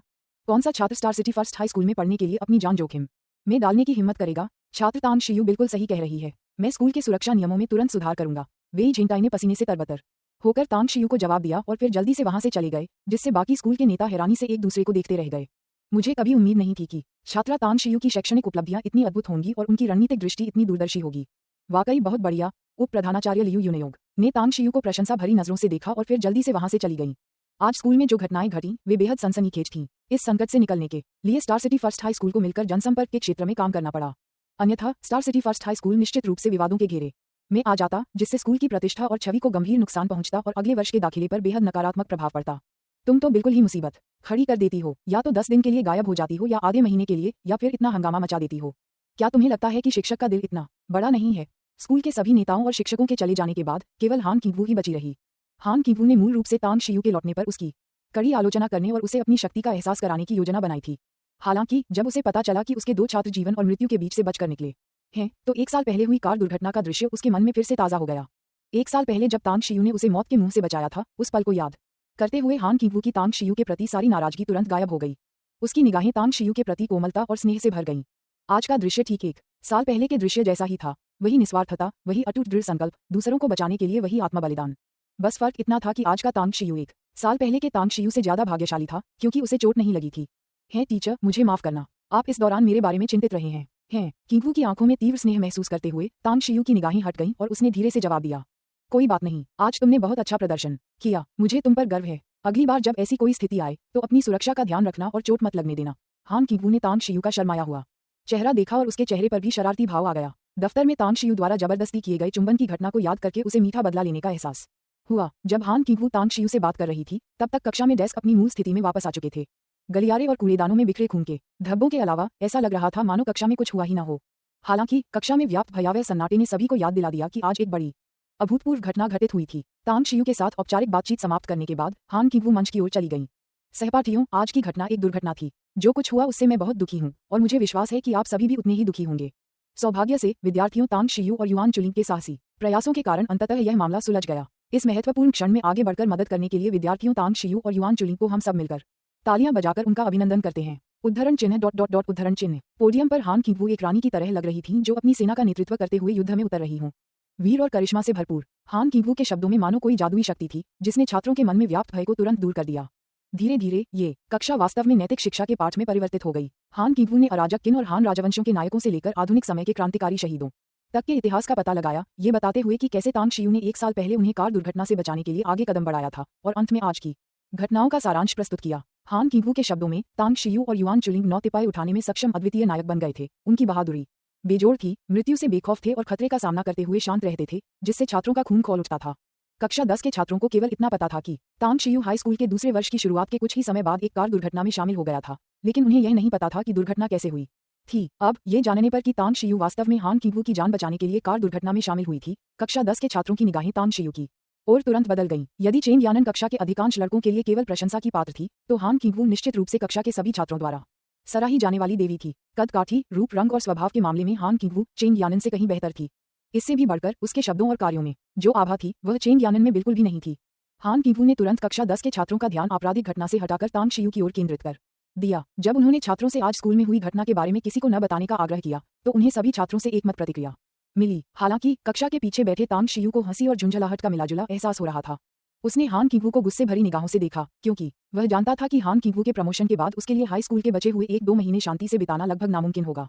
अध्याय 55 परिवार के लिए आपदा। कृपया वोट करें। जैसा कि तांग शियू को उम्मीद थी, क्लास के बाद तांग शियू की डेस्क के पास लोगों की भीड़ उमड़ पड़ी। आज तांग शियू की बहादुरी के लिए आभार व्यक्त करते हुए वे ये जानने के लिए बहुत उत्सुक थे कि तांग शियू कितनी मजबूत हैं और कुछ ने 1 साल पहले हुए कार हादसे के बारे में भी विस्तार से पूछा। तांग शियू ने उत्साही और जिज्ञासु सहपाठियों के इस समूह को विदा करने में काफी मेहनत की। तांग शियू, क्या तुम्हें लगता है कि ओयांग हाईफे का गिरोह हमसे बदला लेने के लिए स्कूल आ सकता है? जब तांग शियू की मेज से लोग हट गए तो फ्रंट डेस्क पर बैठी चेंग यानान अचानक मुड़ी और धीरे से पूछा। आज जो कुछ हुआ उसके बाद मुझे लगता है कि पुलिस और स्कूल दोनों ही सुरक्षा व्यवस्था को और मजबूत करेंगे। इस बात की संभावना कम ही है कि गिरोह स्कूल में फिर से गड़बड़ी पैदा करने की कोशिश करेगा। तांग शियू ने कुछ देर सोच विचार करने के बाद गंभीरता से जवाब दिया। धन्यवाद। ये सुनकर चेंग यानान ने राहत की सांस ली और फिर अनजाने में एक और वाक्य जोड़ दिया। तांग शियू हैरान रह गई क्योंकि उसने चेंग यानान की प्रतिक्रिया को स्पष्ट रूप से देखा, जो उसके सामान्य स्वभाव से बिल्कुल अलग थी। हालांकि तांग शियू जल्दी ही समझ गई कि क्या हो रहा है। चेंग यानान आमतौर पर कितनी भी बेफिक्र क्यों न हो, वह अभी भी एक लड़की थी और वह भी अभी 18 साल की नहीं हुई थी। अचानक किसी हत्यारे द्वारा बंधक बना लिए जाने और लगभग अपनी जान गंवा देने की स्थिति में कोई भी व्यक्ति अपनी आधी आत्मा खो बैठेगा। ये सोचते हुए तांग शियू ने अनजाने में अपने सहपाठी की ओर देखा। तब उसे एहसास हुआ कि उसका सहपाठी सामान्य से कहीं अधिक शांत था। पुलिस को बयान देते समय वह बहुत कम बोल रहा था और अब तो वह और भी पीला पड़ गया था और जैसे किसी स्तब्ध हो। मोटे, क्या तुम ठीक हो? तांग शियू ने चिंता से युआन चुलिंग को कोहनी मारी। मैं ठीक हूँ। तांग शियू के अचानक जगाने से युआन चुलिंग का शरीर हिल गया। उसने चारों ओर खाली नजर से देखा और जब उसे एहसास हुआ कि वह कक्षा में है तो उसने जल्दी से अपना सिर हिलाया। अब भी कह रहे हो कि तुम ठीक हो? तुम्हारी कमीज पसीने से भीगी हुई है। युआन चुलिंग की प्रतिक्रिया देखकर तांग शियू ने उसे घूरकर देखा और फिर धीरे से कहा, मोटे, अब सब खत्म हो गया है। हम सुरक्षित हैं। बॉस, क्या आपको लगता है कि मरने के बाद लोग बदसूरत दिखते हैं? क्या किसी व्यक्ति की मृत्यु के बाद उसकी आत्मा सचमुच विलीन हो जाती है? युआन चुलिंग ने बिल्कुल विषय से हटकर पूछा। मुझे भी नहीं पता। तुम खिड़की से कूदकर क्यों नहीं देखते? तांग शियू ने अपना सिर झुकाया, थोड़ी देर सोचा और फिर बहुत गंभीरता से सुझाव दिया। तुम नरक में जाओ। युआन चुलिंग स्पष्ट रूप से उस सदमे से उबर नहीं पाया था। काफी देर तक अचंभित रहने के बाद उसे आखिरकार समझ आया कि तांग शियू उससे मजाक कर रहा था और फिर उसने तांग शियू पर एक घूंसा फेंक दिया। मैं इतने गहन दार्शनिक प्रश्नों पर विचार नहीं करना चाहता, इसलिए मृत्यु जैसे महान कार्य को तुम्हारे लिए छोड़ना अधिक उचित है। तांग शियू ने युआन चुलिंग की मुट्ठी को रोकते हुए हंसते हुए कहा। बॉस, मैं पहले खुद को बहुत ताकतवर समझता था, न सिर्फ शक्तिशाली बल्कि बहादुर भी। मुझे लगता था कि मैं भविष्य में जरूर एक महान हीरो बनूंगा। लेकिन जब उस गुंडे ने मेरे फेंके हुए डेस्क को रोकने के लिए चेंग यानान को अपने सामने खड़ा कर दिया तो मुझे एहसास हुआ कि मैं न तो डेस्क की दिशा बदल सकता हूँ और न ही अपनी ताकत वापस खींच सकता हूँ। मुझे बहुत बेकार महसूस हुआ, खासकर जब मैंने उस गुंडे को हाथ में खंजर लेकर मुझ पर वार करते देखा तो आप नहीं जानते कि उस पल मैं कितना हताश महसूस कर रहा था। तांग शियू द्वारा कुछ बार चिढ़ाए जाने के बाद युआन चुलिंग धीरे धीरे खुल गया और उस समय की अपनी सभी मनोवैज्ञानिक भावनाओं को व्यक्त किया। युआन चुलिंग को बंधक बनाए जाने के मनोवैज्ञानिक साय से आखिरकार बाहर निकलते देख तांग शियू ने अवचेतन रूप से राहत की सांस ली। तांग शियू को यह नहीं पता था कि सामने बैठी चेंग यानान हालांकि उससे बात करने के लिए उसकी ओर नहीं मुड़ी, लेकिन चुपके से कान लगाकर उसकी बातें सुन रही थी। तांग शियू को युआन चुलिंग को लगातार चिढ़ाते हुए सुनकर चेंग यानान के कंधे कांपने लगे। कई बार तो उसे हंसी छूटने ही वाली थी, लेकिन क्योंकि यह क्लास का समय था इसलिए उसे अपनी हंसी को जबरदस्ती दबाना पड़ा। हालांकि हान किंगवू ने सभी को मनोवैज्ञानिक परामर्श देने में 45 मिनट बिताए, जिससे उनका डर काफी हद तक दूर हो गया। फिर भी कक्षा के दौरान कई लोग अन्यमनस्क थे, कुछ लोग डरे हुए थे जबकि कुछ उत्साहित थे। जब भी उन्हें बात करने का मौका मिलता वे बंधक बनाने की घटना पर बेताब होकर चर्चा करते, मानो केवल उसी से उनका डर दूर हो सकता था या उनका उत्साह शांत हो सकता था। आज star city first high school में बंधक कांड की घटना ही चर्चा का मुख्य विषय बन गई। कक्षा 10 के छात्र, विशेषकर तांग शियू, चेंग यानान और युआन चुलिंग चर्चा के केंद्र में रहे। हालांकि इस मामले के केंद्र में मौजूद कुछ लोग इस घटना के प्रभाव से काफी हद तक उबर चुके थे। दोषियों की पहचान से बचने के लिए वे गुप्त रूप से सतर्क रहते हुए अपनी पढ़ाई पर अधिक ध्यान केंद्रित कर रहे थे। समय अनजाने में बीतता चला गया। स्कूल के सुनियोजित मार्गदर्शन में बंधक बनाने की घटना धीरे धीरे धूमिल होती जा रही थी। तभी star city first high school से कुछ ही दूरी पर स्थित एक आवासीय भवन में एक व्यक्ति ने चुपचाप अपनी दूरबीन एक तरफ रख दी। उसकी आंखों में ठंडे, जानलेवा इरादे की चमक थी। पुलिस मुखबिर ने बताया कि तीसरे भाई की हत्या तांग शियू नाम के छात्र ने की थी। मुझे ये बात इतनी अविश्वसनीय क्यों लग रही है? क्या ऐसा हो सकता है कि पुलिस को मुखबिर के अस्तित्व का पता चल गया हो और वे जानबूझकर उसे फंसा रहे हों? धूप का चश्मा पहने एक अधेड़ उम्र के व्यक्ति ने तांग शियू का चित्र पकड़ा हुआ था।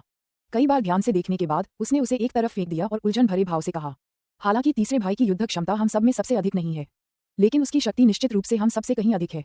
वह एक हाई स्कूल के छात्र के हाथों कैसे हार सकता है? शरीर पर गुलाबी बेगोनिया का टैटू बनवाए एक युवक भी अचंभित दिखाई दिया। एक पल रुकिए, मैंने इन तीनों लोगों और उनके परिवारों के बारे में सारी जानकारी पहले ही इकट्ठा कर ली है। ये जल्द ही सामने आ जाएगी। बिना फ्रेम वाले साफ चश्मे पहने एक व्यक्ति ने कीबोर्ड पर तेजी से टाइप करते हुए आत्मविश्वास से कहा, तीसरा भाई मर चुका है और इस प्रतिशोध को लेना ही होगा। तीसरे भाई को जिसने भी मारा हो, ये हिसाब यूं ही नहीं चुकता। पुलिस ने जानबूझकर तीसरे भाई की मौत की खबर लीक की और फिर star city first high school में घेराबंदी कर दी। हम इसके विपरीत करेंगे और star city first high school के छात्रों को निशाना नहीं बनाएंगे। चोर 1000 दिन तक आसपास रहता है। ये कहावत तो प्रचलित है, लेकिन कोई भी 1000 दिन तक चोर से खुद को बचा नहीं सकता। उन्हें सपने में भी नहीं पता होगा कि हम उनकी नाक के नीचे खड़े होकर उनके मजाक देख रहे हैं। वे शायद अभी बेसब्री से इंतजार कर रहे हैं कि हम उनके जाल में फंस जाएं। कमरे में मौजूद बाकी 2 लोग दूरबीन पकड़े हुए थे और star city first high school के कक्षा 10 के कमरे की ओर घूर रहे थे। उनके चेहरे गंभीर और भावहीन थे और उनसे एक अजीब सी ठंडक महसूस हो रही थी। तांग शियू, युआन चुलिंग और चेंग यानान के साथ साथ उनके परिवार के सदस्यों के बारे में सारी जानकारी सामने आ गई है। सब लोग पहले इसे देख लें, फिर चर्चा करके लक्ष्य तय करें। अचानक बिना फ्रेम वाले चश्मे वाले व्यक्ति ने अपने हाथ में A4 पेपर लहराया और कमरे में मौजूद सभी को जोर से पुकारा। फ्रेमलेस चश्मे वाले व्यक्ति की बात सुनते ही सभी लोग तुरंत उत्साह से आगे बढ़े और नई छपी हुई जानकारी को आपस में बांट लिया। यह महिला दरअसल उस पुलिस वाले की बहन है, इसीलिए तो उसका दखलंदाजी करना और इतना दुस्साहसी होना स्वाभाविक है। टैंग शियू के खेल प्रदर्शन में लंबे समय से गिरावट आ रही है और 1 साल पहले उसका एक कार एक्सीडेंट भी हो गया था, जिससे वह सदमे की स्थिति में आ गया था। धिक्कार है, यह वही मोटा आदमी होना चाहिए, यह वही मोटा आदमी होना चाहिए। वह अपने कपड़ों में साधारण दिखता है, लेकिन मुझे उम्मीद नहीं थी कि वह एक छिपा हुआ अमीर दूसरी पीढ़ी का होगा और उसने सांडा और ताइक्वांडो का भी अध्ययन किया है और उसमें आश्चर्यजनक शक्ति है। 5 लोगों द्वारा तांग शियू, युआन चुलिंग और चेंग यानान के बारे में जानकारी की कई बार समीक्षा करने के बाद उन्होंने तांग शियू और चेंग यानान की जानकारी को सीधे तौर पर खारिज कर दिया और इसके बजाय युआन चुलिंग के आंकड़ों की सावधानीपूर्वक जांच की, क्योंकि तांग शियू और चेंग यानान की जानकारी बहुत ही सरल थी। तांग शियू के सामाजिक संबंधों वाले कॉलम में केवल उनकी मां का नाम था और उनकी मां सु लिंग्यू ग्रामीण क्षेत्र से थी। ये पता चलने के बाद कि तांग शियू न केवल शारीरिक रूप से कमजोर था बल्कि मानसिक रूप से भी विक्षिप्त था, जिससे उसके लिए ओयान हाइफे का हत्यारा होना या उनके लिए खतरा होना असंभव हो गया था। उन्होंने तांग शियू की मां से निपटने का विचार निर्णायक रूप से त्याग दिया। चेंग यानान की जानकारी तो और भी विचित्र थी, क्योंकि उसमें केवल एक बहन का ही जिक्र था। हालांकि चेंग यानान की युद्ध क्षमता अच्छी थी और ऐसा प्रतीत होता था कि उसने सैन्य मुक्केबाजी का गहन अध्ययन किया था, लेकिन चूंकि उसे ओयांग हाइफेक द्वारा वश में किया जा सकता था, इसलिए ओयांग हाइफेक ऐसा व्यक्ति नहीं होना चाहिए जिसे वह मार सके। सबसे महत्वपूर्ण बात यह है कि चेंग यानान की बहन एक पुलिस अधिकारी थी। अगर इन बदमाशों को 100 गुना अधिक साहस भी दे दिया जाए तो भी वे किसी पुलिस अधिकारी पर सक्रिय रूप से हमला करने की हिम्मत नहीं करेंगे। युआन चुलिंग के पिता बिल्कुल भी साधारण व्यक्ति नहीं हैं। ऊपरी तौर पर तो वे एक प्रौद्योगिकी लिमिटेड कंपनी चलाते हैं, लेकिन उनके सरकार से जटिल संबंध हैं और उनका वार्षिक लाभ वास्तव में 100 मिलियन से अधिक है। उनके पास सैन्य उद्योग की गोपनीय व्यावसायिक परामर्श सेवाओं के लिए सुरक्षा मंजूरी प्रमाणपत्र भी है। आखिर उनकी कंपनी क्या करती है, ये बेहद अजीब है, सचमुच अजीब। हम किसी सैन्य अधिकारी को उकसाना नहीं चाहते थे, है ना? लेकिन उनके बायोडेटा में तो उन्हें एक उत्कृष्ट उद्यमी के रूप में ही दिखाया गया है। उनकी कंपनी को सर्वेक्षण और स्मार्ट सिटी विकास के क्षेत्र में और अधिक काम करना चाहिए।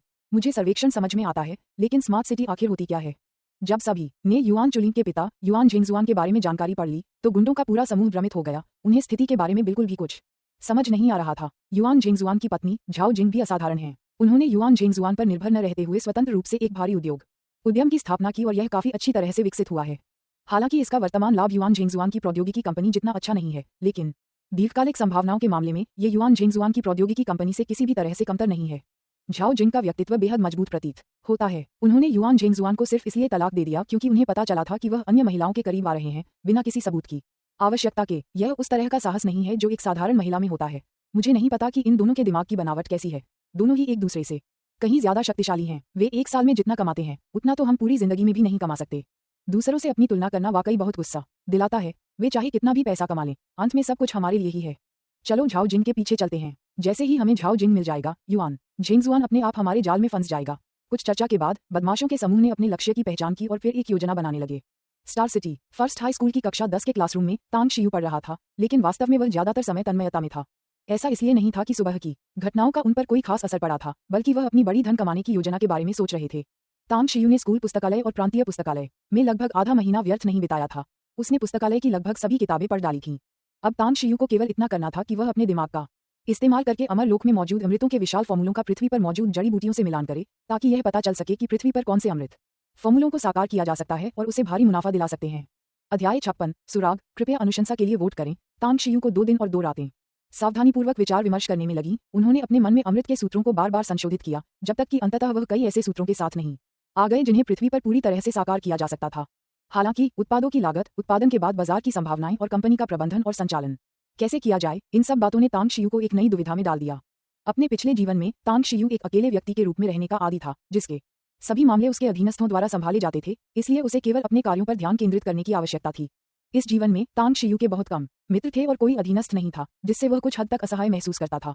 हालांकि रैंच और नील्स और अन्य लोग उसके आदेश का पालन कर सकते थे, लेकिन तांग शियू को विश्वास नहीं था कि उनमें कंपनी का प्रबंधन करने में उसकी मदद करने की क्षमता है।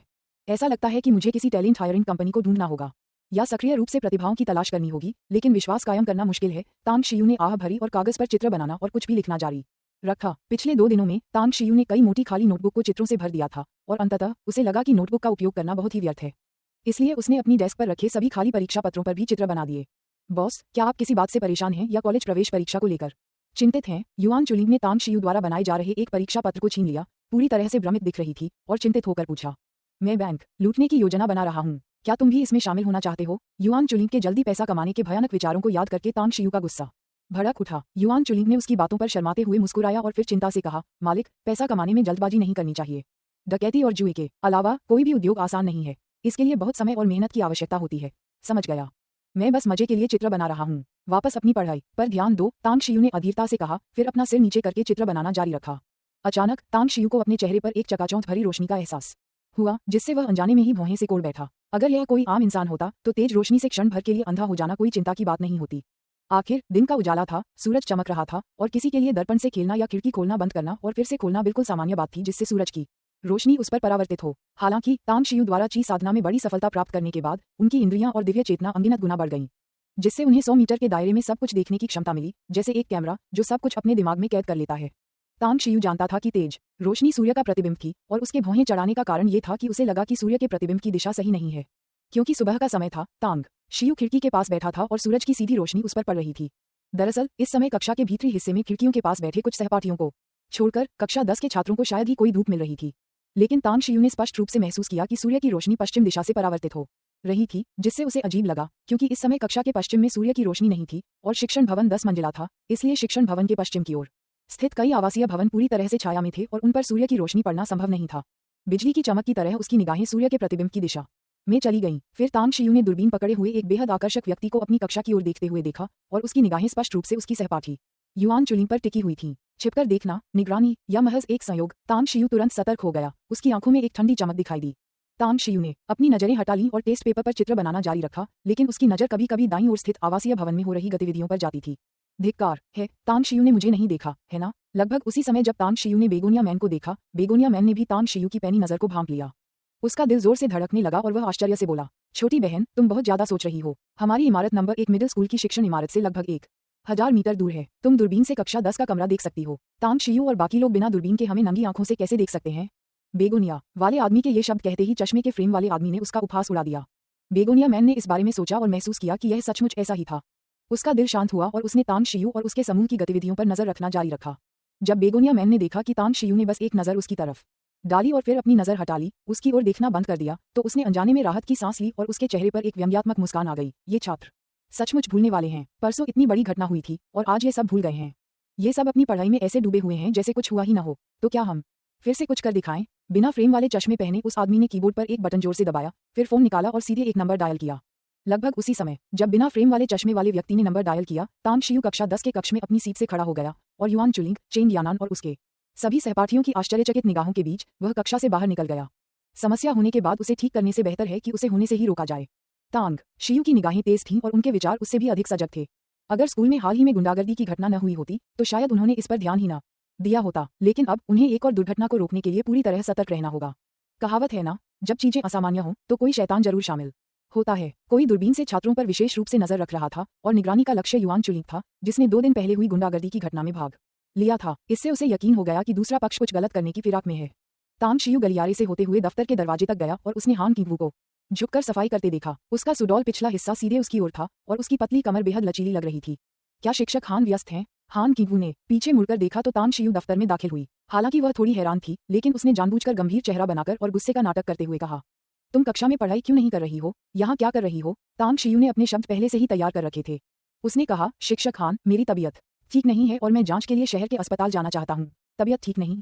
हान किंगवू के चेहरे के भाव बदल गए। उसने तुरंत झाड़ू नीचे रख दी, कुछ कदम दौड़कर तांग शियू के सामने खड़ी हो गई और अपने पतले गोरे हाथ से धीरे से तांग शियू के माथे को छुआ। 1 सेकंड, 10 सेकंड, आधे मिनट बाद हान किंगवू ने चिंता भरे चेहरे के साथ धीरे से कहा, आपका तापमान ठीक है, बुखार नहीं है। शायद कहीं और कोई समस्या हो। चलिए, मैं आपको अस्पताल ले चलती हूँ। ये तांग शियू एक पल के लिए हिचकिचाया, फिर सहमति में सिर हिलाया। उसका मूल इरादा अकेले ही जाने और फिर उस आवासीय भवन की जांच करने का था जहां निगरानीकर्ता मौजूद थे, लेकिन उन्हें सतर्क न करने के लिए हान किंगवू को अपने साथ स्कूल से बाहर ले जाना निगरानीकर्ताओं के किसी भी संदेह को दूर कर देगा। आवासीय भवन में बिना फ्रेम वाले चश्मे पहने व्यक्ति ने अपना फोन नीचे रख दिया और अपने साथी को धीमी आवाज में कहते हुए सुना। आंखें घुमाते हुए उसने नाराजगी से कहा, छोटी बहन, हर बात पर इतना हंगामा मत करो। हम बड़े बड़े काम करने वाले लोग हैं, हमें मान सम्मान या अपमान से विचलित नहीं होना चाहिए, तब भी शांत रहना चाहिए जब हमारे सामने ताई पर्वत ढह जाए। बेगोनिया मैन ने गुस्से से जवाब दिया, कमीने, अगर तुमने मुझे एक बार और छोटी बहन कहा तो मुझे तुम पर पलटवार करने के लिए दोष मत देना। इधर आओ और देखो, वह पागल लड़का एक औरत के साथ बाहर आया है। मैंने उस औरत को देखा है, वह इस स्कूल में एक शिक्षिका है, कक्षा 10 की प्रधानाध्यापिका। बिना फ्रेम वाले चश्मे पहने आदमी की आंखों में एक तीखी चमक कौंधी। उसने एक हाथ से दूरबीन पकड़ी और दूसरे हाथ से अपनी ठुड्डी सहलाते हुए हंसते हुए कहा, इस तांग शियू से डरने की कोई जरूरत नहीं है। दिमागी रूप से कमजोर आदमी से हमें कोई खास खतरा नहीं है। जहां तक इस औरत की बात है, धिक्कार है, मैंने बहुत सी औरतों के साथ संबंध बनाए हैं, लेकिन ऐसी शानदार औरत मुझे पहले कभी नहीं मिली। ये सब खत्म होते ही मैं उसे जरूर पकड़ूंगा और कुछ दिनों तक उसके साथ खूब मजे करूंगा। तो अब हम उनकी निगरानी नहीं कर रहे हैं। बेगोनिया मैन के चेहरे पर कुछ झिझक दिखाई दी। किसी कारणवश उसे लगा कि बिना फ्रेम वाले चश्मे वाले आदमी ने जो कहा वह गलत था। हालांकि उसके सभी भाइयों को लगता था कि तांग शियू से कोई खतरा नहीं है, फिर भी तांग शियू की निगाहों के कारण वह खुद थोड़ा घबरा गया था। बिना फ्रेम वाले चश्मे वाले व्यक्ति ने व्यंग्य करते हुए कहा, एक मूर्ख पर नजर रखने का क्या फायदा, हमें अभी तो युआन चुलिंग पर नजर रखने की जरूरत है। ठीक है। बेगोनिया मैन ने अपने दिल में छाई उदासी को दूर भगा दिया। स्कूल के गेट के बाहर यात्री सीट पर बैठी तांग शियू ने अचानक कहा, टीचर हान, कृपया आगे वाले चौराहे पर गाड़ी रोक दीजिए। मुझे बहुत प्यास लगी है और मुझे याद आया कि वहाँ एक सुपरमार्केट है। मुझे पानी की बोतल खरीदनी है। हान कीपू ने कहा, मैं तुम्हारे लिए इसे खरीद लाऊंगा। तांग शियू ने मना नहीं किया। वह भी चाहता था कि हान कीपू जाकर उसे खरीद लाए। हान कीपू की नजरों से बचकर ही वह चुपके से निकलकर उस रिहायशी इमारत में घुस सकता था जहां मॉनिटर लगे थे। कुछ मिनट बाद तांग शियू ने हान कीपू से पीछा छुड़ा लिया और रिहायशी इमारत के पास पहुंच गया। कुछ देर आसपास का जायजा लेने के बाद उसे कोई असामान्यता नहीं दिखी तो वह अपनी याददाश्त के आधार पर यूनिट और फ्लो का पता लगाते हुए तेजी से सीढ़ियों से ऊपर चढ़ गया। अपनी दिव्य चेतना के बल पर उसने 8वीं मंजिल के एक कमरे में मौजूद लक्ष्यों को स्पष्ट रूप से देखा। 2 लोग, जिनमें से एक वही व्यक्ति था जिसे उसने कक्षा में देखा था, दूरबीन से सामने वाले स्कूल की स्थिति का अवलोकन कर रहे थे। दूसरा व्यक्ति उदास चेहरे और त्रिकोणीय आंखों में शीतलता लिए कंप्यूटर कीबोर्ड पर लगातार टाइप कर रहा था। तांग शियू ने भौहें चढ़ाईं, उसकी आंखों में एक ठंडी चमक दिखाई दी। उन्होंने कंप्यूटर डेस्क पर एक पिस्तौल और 2 मित्सुबिशी सैन्य चाकू स्पष्ट रूप से देखे। तांग शियू ने कुछ देर सोचा और तुरंत उनकी पहचान गुंडों के रूप में कर ली। अगर वे स्कूल की सुरक्षा के लिए निगरानी कर रहे पुलिसकर्मी होते तो उनके पास बंदूक होना सामान्य बात होती, लेकिन वे मित्सुबिशी सैन्य चाकू तो बिल्कुल नहीं रखते। इसके अलावा स्कूल में पहले हमला करने वाले दाढ़ी वाले व्यक्ति के हाथ में जो खंजर था वह ठीक इसी प्रकार का मित्सुबिशी सैन्य चाकू था। अब जब मैंने उनकी पहचान की पुष्टि कर ली है तो क्या मुझे पुलिस को फोन करना चाहिए? यह विचार तांग शियू के मन में कौन था, लेकिन उसने तुरंत इसे खारिज कर दिया। अमर लोक के सम्मानित सर्वोच्च अधिकारी के रूप में भले ही उसकी साधना पहले की तुलना में एक अंश भी न रह गई हो, फिर भी उसे कुछ मामूली चोरों से निपटने का पूरा भरोसा था। निर्णय लेने के बाद एक फुर्तीले बंदर की तरह उसका चुस्त दुरुस्त शरीर चुपचाप स्वीट के दरवाजे की ओर बढ़ा। अध्याय 57 निर्णय। Star city first high school के मुख्य द्वार के पास हान कीपू ने घबराकर एक फोन नंबर डायल किया, लेकिन स्वचालित संदेश जिस उपयोगकर्ता को आपने डायल किया है वह वर्तमान में उपलब्ध नहीं है ने उसे ये सोचने पर मजबूर कर दिया कि काश वह तुरंत तांग शियू को पकड़कर उसकी जमकर पिटाई कर पाती। हान कीपू ने कभी सपने में भी नहीं सोचा था कि तांग शियू उसे धोखा देगा। उसने साफ साफ वादा किया था कि वह कार में उसका इंतजार करेगा, लेकिन जब वह पानी खरीदने गई तो वह चुपके से निकल गया। अपनी चतुराई के चलते उसने आसानी से समझ लिया कि तांग शियू का तबीयत खराब होने का बहाना और उसे अस्पताल ले जाने का अनुरोध सब झूठ था। तांग शियू बहुत ही नीच है। क्लास बंक करना तो ठीक है, लेकिन उसने तो मुझे तुम्हारी दादी को स्कूल से बाहर तक छोड़ने के लिए मजबूर कर दिया। ये बर्दाश्त से बाहर है। जब मैं तुम्हें ढूंढ लूंगी तो तुम्हें जरूर सबक सिखाऊंगी। पास ही में एक आवासीय भवन में बिना फ्रेम वाले चश्मे पहने उस आदमी ने अपना फोन पकड़े हुए दूसरी तरफ की आवाज सुनी और हैरानी से बोला, तुमने कामयाबी हासिल कर ली। तुम चुपके से उस महिला झाओ जिंग को मरम्मत की दुकान तक ले जा रहे हो। बहुत बढ़िया काम। हालांकि झाओ जिंग का अपहरण करने से पुलिस को जरूर पता चल जाएगा, इसलिए अगले 2 दिनों तक हमें बहुत सावधानी से चलना होगा। छोटी बहन और मैं यहीं से सब पर नजर रखेंगे। चूंकि युआन चुलिंग इसमें शामिल है, मुझे पूरा यकीन है कि पुलिस उसे तीसरे भाई से जोड़ेगी और युआन चुलिंग को ढूंढने के लिए स्कूल जरूर आएगी। मैं युआन चुलिंग के गुस्से और पुलिस की बेबसी को देखने के लिए बेताब हूँ। ठीक है, हम यही करेंगे। कॉल समाप्त हो गई। बिना फ्रेम वाले चश्मे पहने उस आदमी के चेहरे पर तिरस्कार भरी मुस्कान थी और वह आने वाली दिलचस्प घटनाओं का हिसाब लगा रहा था। उसे पता नहीं था कि दरवाजे के बाहर खड़ी तांग शियू ने उसकी सारी बातचीत सुन ली थी। वे सफल हो गए। एक आंख वाला और बाकी लोग काफी कुशल हैं, हाओटान के आदमी ने खुशी भरे भाव से कहा। बिना फ्रेम वाले चश्मे वाले आदमी ने ताना मारते हुए कहा, हमारे भाई लोग कभी भी अक्षमता से काम कब करते हैं, लेकिन वो औरत झाओ जिंग बिल्कुल भी साधारण नहीं है। एक आंख वाले और बाकी लोगों ने घात लगाकर झाओ जिंग के 2 अंगरक्षकों को बड़ी मुश्किल से मारा। एक आंख वाला तो थोड़ा घायल भी हो गया। क्या एक आंख वाला घायल हो गया? उसने विदेश में बेकार में ही ट्रेनिंग ली। हमें उस लड़के युआन चुलिंग पर कब तक नजर रखनी होगी? 2 और दिन। झाओ जिंग कौन है? कमरे के बाहर तांग शियू की आंखों में हैरानी थी। उसने बहुत सोचा, पर उस नाम का कोई भी व्यक्ति उसे याद नहीं आ रहा था। हालांकि बिना फ्रेम वाले चश्मे वाले आदमी और दूसरे व्यक्ति के बीच हुई बातचीत से उसे एक बात समझ में आए, इन अपराधियों ने एक महिला का अपहरण किया था और यह महिला संभवतः युआन चुलिंग से संबंधित थी। वह क्या करे? इन दोनों से निपटना निश्चित रूप से अन्य अपराधियों को भड़का देगा। संभव है कि वे अपराधी गुस्से में आकर झाओ जिंग नाम की महिला की हत्या कर दें। तांग शियू ने फायदे और नुकसान का आकलन किया और अंततः फिलहाल कोई कार्रवाई न करने का फैसला किया। उसने जो बातचीत सुनी थी उससे संकेत मिला कि वे 2 और दिनों तक निगरानी जारी रखेंगे। उसके बाद वह चुपके से उनका पीछा कर सकता था, उनके कदमों का पता लगा सकता था और एक ही झटके में इन सभी अपराधियों को पकड़ सकता था। चुपचाप चले जाने के बाद तांग शियू को फिर से थोड़ी परेशानी महसूस हुई। उसने जासूसी करने वाले 2 अपराधियों को पकड़ने या मारने के लिए घुसपैठ की थी। इस श्रेय के साथ वह अपने क्लास टीचर हान किंगवू से बच सकता था, लेकिन अब वह कुछ नहीं कर सकता था और शायद उसे अभी भी हान किंगवू की भावनाओं को शांत करना होगा। छोड़ो इसे, मैं उसे संदेश भेज दूंगा। तांग शियू ने अपना फोन निकाला, उसे दोबारा चालू किया और तुरंत एक टेक्स्ट मैसेज लिखकर भेज दिया। Star city first high school, कक्षा 10। हान किंगफू मंच पर कठोर भावों के साथ खड़ी थी। नीचे बैठे लोगों के चेहरों को देखते हुए उन्होंने ठंडे लहजे में कहा, आज से किसी को भी कक्षा से अनुपस्थित रहने की अनुमति नहीं है, और उससे भी बढ़कर छुट्टी का बहाना बनाकर कक्षा से अनुपस्थित रहने की अनुमति बिल्कुल नहीं है। यदि आप इसका उल्लंघन करते हैं तो आपको 1 सप्ताह तक शौचालयों की सफाई करनी होगी। कक्षा में जब दर्जनों छात्रों ने हान किंगफू की बातें सुनी तो वे डरे नहीं बल्कि हंसने लगे। वे सभी तांग शियू की सीट की ओर देखने लगे और कुछ छात्र तो खुशी से झूम उठे और उपहास उड़ाने लगे। तांग शियू ने शिक्षक हान को जरूर नाराज कर दिया होगा। वह सचमुच एक बिगड़ा हुआ छात्र है, हद से ज्यादा दुस्साहसी। अगर मैं शिक्षक हान होता तो मैं उसे सीधे स्कूल से निकाल देता। तांग शियू कई दिनों से क्लास से गैरहाजिर था और शिक्षक हान दयालु स्वभाव के थे, इसलिए उन्होंने उस पर ध्यान नहीं दिया। अब वह और भी मनमानी कर रहा है। मुझे उम्मीद है कि शिक्षक हान उससे तुरंत निपटेंगे। शिक्षक हान बहुत ही दयालु हैं। वे लगातार तांग शियू को बर्दाश्त करते रहते हैं और नतीजा यह है कि वह बिगड़ता जा रहा है। वह सचमुच एक सड़ा हुआ सेब है जो हमारी पूरी कक्षा को बिगाड़ रहा है। इतना घटिया इंसान हमारी कक्षा में कैसे आ गया? उद्धरण चिन्ह उद्धरण चिन्ह। युआन चुलिंग आसपास की बातें सुन रहा था। उसका दिल गुस्से से भरा हुआ था। अगर क्लास टीचर हान किंगफू वहां न होते तो शायद वह अब तक उठकर उन बदतमीज सहपाठियों की पिटाई कर चुका होता। भन भन। टेक्स्ट मैसेज की वाइब्रेशन से हान किंगफू ने भौहें सिकोड़ लीं। जब उसने अपना फोन निकाला और संदेश खोला तो उसमें लिखा था, शिक्षक हान, मुझे कुछ जरूरी काम है। इसे पूरा करने में ज्यादा से ज्यादा 3 दिन लगेंगे। लौटने पर मैं कोई भी सजा स्वीकार कर लूंगी। तांग शियू। हान किंगफू ये भूल गई थी कि वह उस समय मंच पर खड़ी थी। संदेश की सामग्री देखकर वह गुस्से से दहाड़ उठी। अपने गुस्से के बाद हान किंगफू को अचानक एहसास हुआ कि पूरी कक्षा उसे घूर रही है। अपनी क्षणिक घबराहट के बारे में सोचते ही उसके चेहरे पर अनायास ही शर्म की लाली छा गई। हे भगवान, मैंने अभी क्या देखा? शिक्षक हान ने सचमुच शर्मिंदगी का भाव दिखाया। क्या मैं कल रात ठीक से सो नहीं पाया और आज मुझे भ्रम हो रहा है? बहुत सुंदर, सचमुच बहुत सुंदर। क्या टीचर हान सच में शर्मीली हो सकती हैं? और यही बात उन्हें और भी मनमोहक और भी आकर्षक बनाती है। मेरा दिल हिरण की तरह धड़क रहा है। शिक्षिका हान इस दुनिया की सबसे खूबसूरत देवी होंगी, है ना? मैं तो उन पर फिदा हो गया। अब मैं इस जीवन में कभी किसी और महिला की तरफ देख भी नहीं पाऊंगा। ओह हाँ, शिक्षिका हान अपना फोन देख रही थी तो उन्हें कोई संदेश मिला होगा। क्या वह संदेश तांग शियू ने शिक्षिका हान को भेजा था? शिक्षक हान ने तांग शियू का नाम पुकारा और फिर उसने शर्माते हुए चेहरे का भाव दिखाया। क्या ऐसा हो सकता है? बिल्कुल नहीं। शिक्षक हान उस निकम्मी तांग शियू के प्यार में कैसे पड़ सकते हैं? तांग शियू ने टीचर हान को कोई अनुचित संदेश भेजा होगा जिससे वह अपना आपा खो बैठी। वह बदमाश। तांग शियू को धिक्कार है। युआन चुलिंग, जो कुछ देर पहले उदास दिख रहा था, ने अपने सहपाठियों की आवाजें फिर से सुनी और उसका मूड तुरंत बदल गया।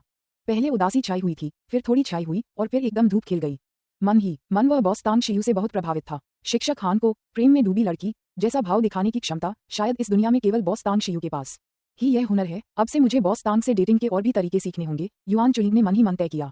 स्कूल के बाहर तांग शियू अभी तक नहीं गई थी। अपनी आध्यात्मिक समझ से उसने देखा कि इस आवासीय भवन में एक घर था जो न केवल खाली था बल्कि अस्त व्यस्त भी था, जिससे संकेत मिलता था कि घर लंबे समय से खाली पड़ा था। इसलिए अपनी फुर्ती का इस्तेमाल करते हुए उसने बाहर से एक खिड़की खोली और अंदर घुस गया। उसने अगले 2 दिनों तक यहीं रुकने और ऊपर रहने वाले दोनों लोगों की गतिविधियों पर कड़ी नजर रखने की योजना बनाई थी।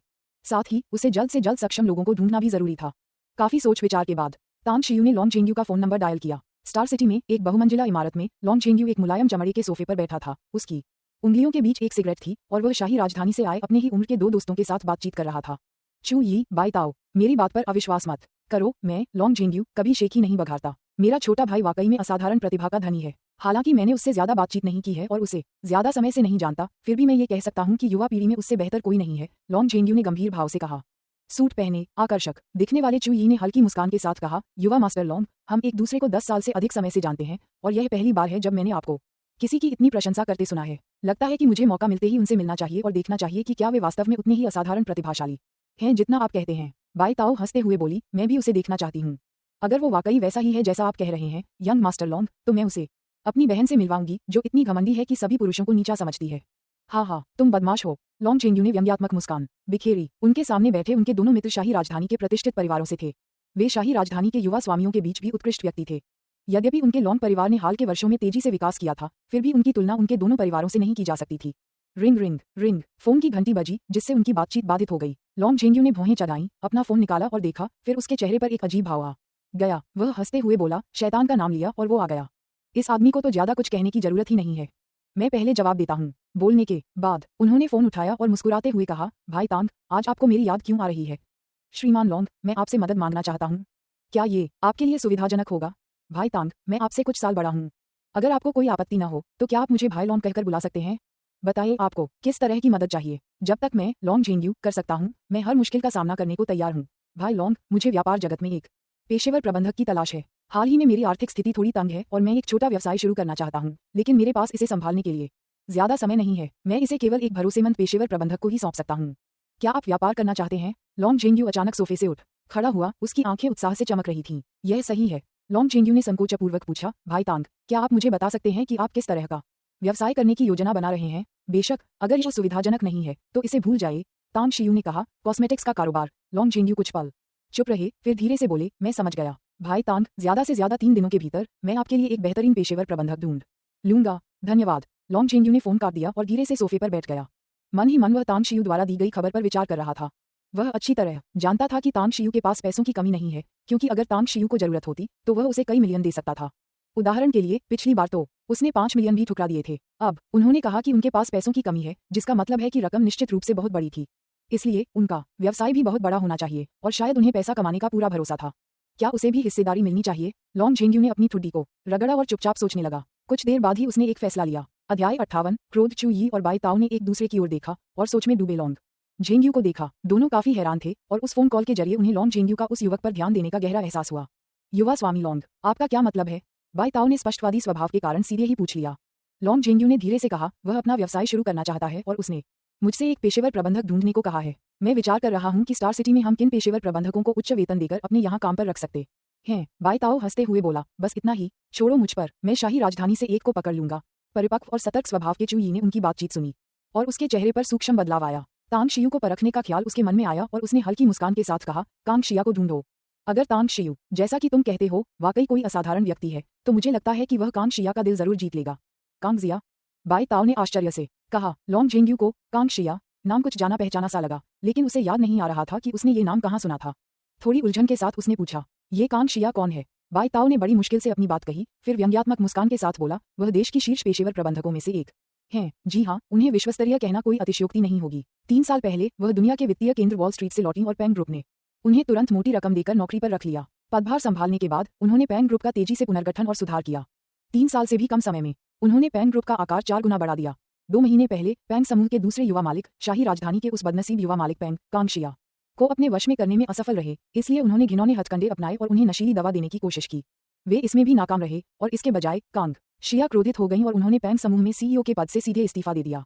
अब वह युवा मालिक पैंग शायद अभी भी अपने परिवार के बूढ़े मालिक की मार से बिस्तर पर पड़े होंगे। सबसे आश्चर्यजनक और साथ ही सबसे निराशाजनक बात यह है कि जब कांग शिया ने पैंग ग्रुप छोड़ा तो सभी को लगा कि उनके पास मौका है। हालांकि ग्रुप की अन्य कंपनियों ने चाहे जो भी तरीके अपनाए हों या जो भी कीमत चुकाई हो, कांग शिया ने शामिल होने से इनकार कर दिया। मेरे पुराने मालिक ने तो उन्हें ग्रुप कंपनी के 10% शेयर देने का वादा भी किया था, लेकिन वह टस से मज नहीं हुई। लॉन्ग जेंग्यू की आंखें सिकुड़ गईं, उसका चेहरा सदमे से भर गया। दूसरों को शायद ये पता न हो कि बाई समूह की पूंजी कितनी विशाल थी, लेकिन वह अच्छी तरह जानता था। सिर्फ 10% शेयर भी संभवतः 10 अंकों की रकम के बराबर होंगे। वह एक है। लॉन्ग जेंग्यू ने तुरंत फैसला ले लिया। चू यी ने हल्की सी मुस्कान के साथ कहा, वह उसे मना पाएगा या नहीं, यह अभी भी तांग शियू की काबिलियत पर निर्भर करता है। अगर वह मना लेता है तो मैं मान जाऊंगी, अगर वह नहीं मना पाता तो मुझे नहीं लगता कि मिलने की कोई जरूरत है। लॉन्ग जेंग्यू ने अपनी आंखें सिकोड़ी। वह लोगों को परखने में माहिर था, लेकिन वह तांग शियू के असली स्वभाव को नहीं समझ पाया। वास्तव में उसे उसके प्रति एक तरह का सम्मान महसूस हुआ। इसी वजह से प्रशंसा की वह अवर्णनीय भावना बढ़ती गई और उसने दृढ़ता से कहा, मुझे पूरा विश्वास है कि वह उसे जीत लेगा। 2 दिन धीरे धीरे बीत गए। इस दौरान तांग शियू ने रैंच और नील्स समेत कई लोगों से अपने लिए बहुत सी चीजें मंगवाईं। ये सभी चीजें उस घर में पहुंचाई गईं जहां वह छिपा हुआ था। इन 2 दिनों का उपयोग करते हुए उसने सैकड़ों प्रयोग किए और अंततः 2 प्रकार के त्वचा देखभाल उत्पादों के लिए सामग्री और तैयारी प्रक्रिया को अंतिम रूप दिया। त्वचा पर ओस की बूंदें जमने जैसा, दाग धब्बे हटाने वाली क्रीम, ये वे नाम थे जो तांग शियू ने दोनों उत्पादों को दिए थे। स्किन कंडेंसिंग ड्यू में अत्यधिक शक्तिशाली सफेदी और नमी प्रदान करने वाले प्रभाव थे, जो बाजार में मौजूद सबसे महंगे सफेदी लाने वाले सौंदर्य प्रसाधनों को भी 10 गुना से अधिक पीछे छोड़ देते थे। ये दाग हटाने वाली क्रीम दाग धब्बों को ठीक भी कर सकती है और मुहासे और दाग धब्बों को दूर करने में भी कारगर है। उनका मानना था कि एक बार ये दोनों उत्पाद बाजार में आ जाएं और इनका प्रचार प्रसार हो तो निश्चित रूप से ये हलचल मचा देंगे। उस समय सौंदर्य प्रेमी या जिनके शरीर पर निशान हो, वे निस्संदेह इन्हें पाने के लिए उत्सुक होंगे।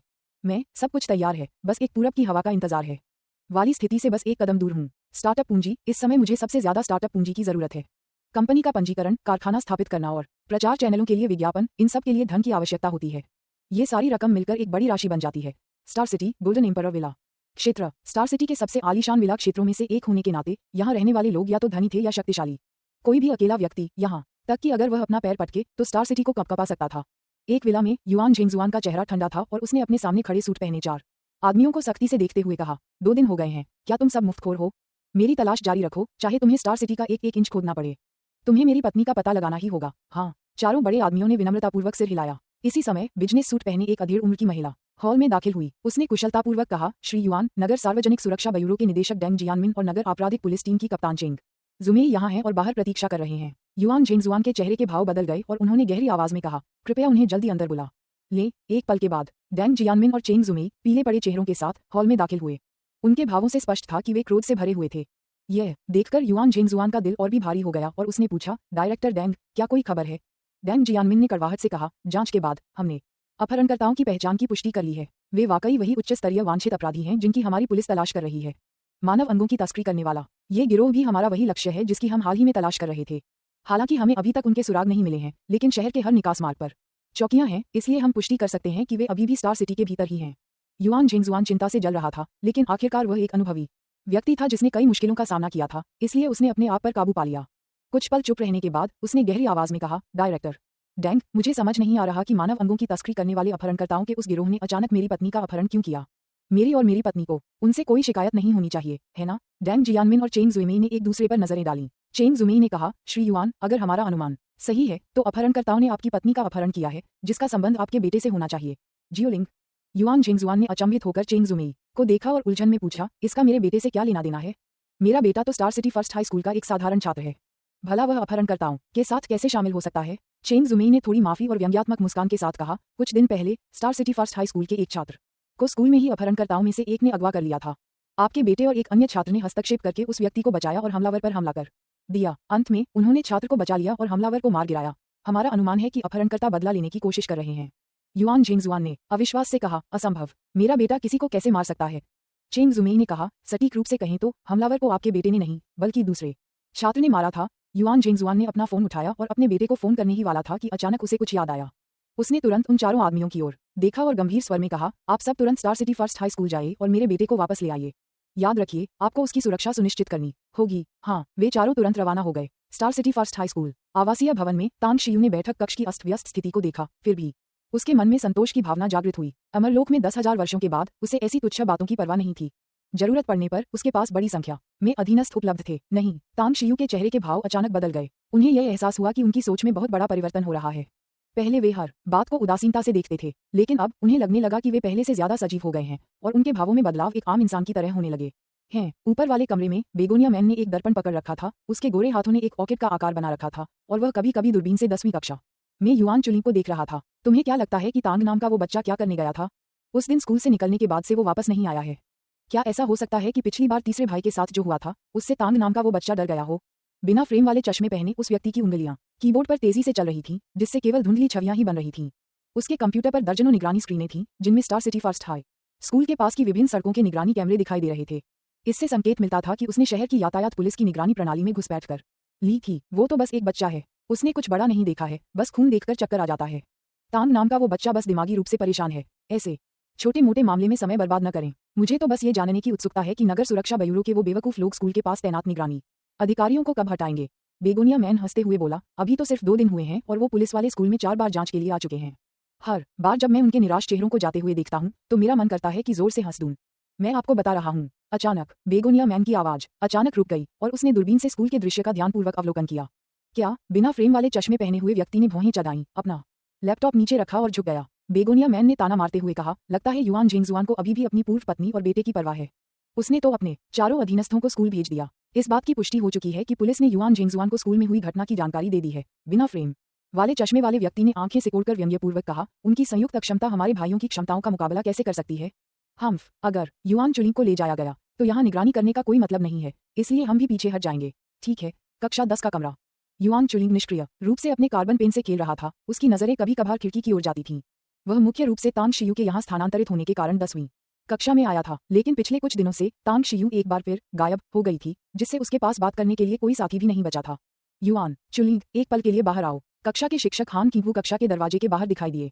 युआन चुलिंग चौंक गया, फिर उठा और बाहर चला गया। जैसे ही वह कुछ बोलने वाला था, उसका चेहरा अचानक बदल गया, क्योंकि हान किंगवू के पीछे उसने अपने पिता के 4 अधीनस्थों के साथ साथ पुलिस की वर्दी में चेंग जुमेई को देखा। चेंग जुमेई कौन थी? वह नगर पालिका आपराधिक पुलिस दल की कप्तान थी, जो विशेष रूप से बड़े मामलों की प्रभारी अधिकारी थी। कुछ हुआ, इसका संबंध उसके परिवार से ही होना चाहिए। युआन चुलिंग, तुम्हारी माँ का अपहरण हो गया है, हमारे साथ अपने पिता के घर चलो। चेंग जुमेई ने सबसे पहले बात की। युआन चुलिंग की सांसें अटक गईं, फिर उसने घबराकर पूछा, ये किसने किया?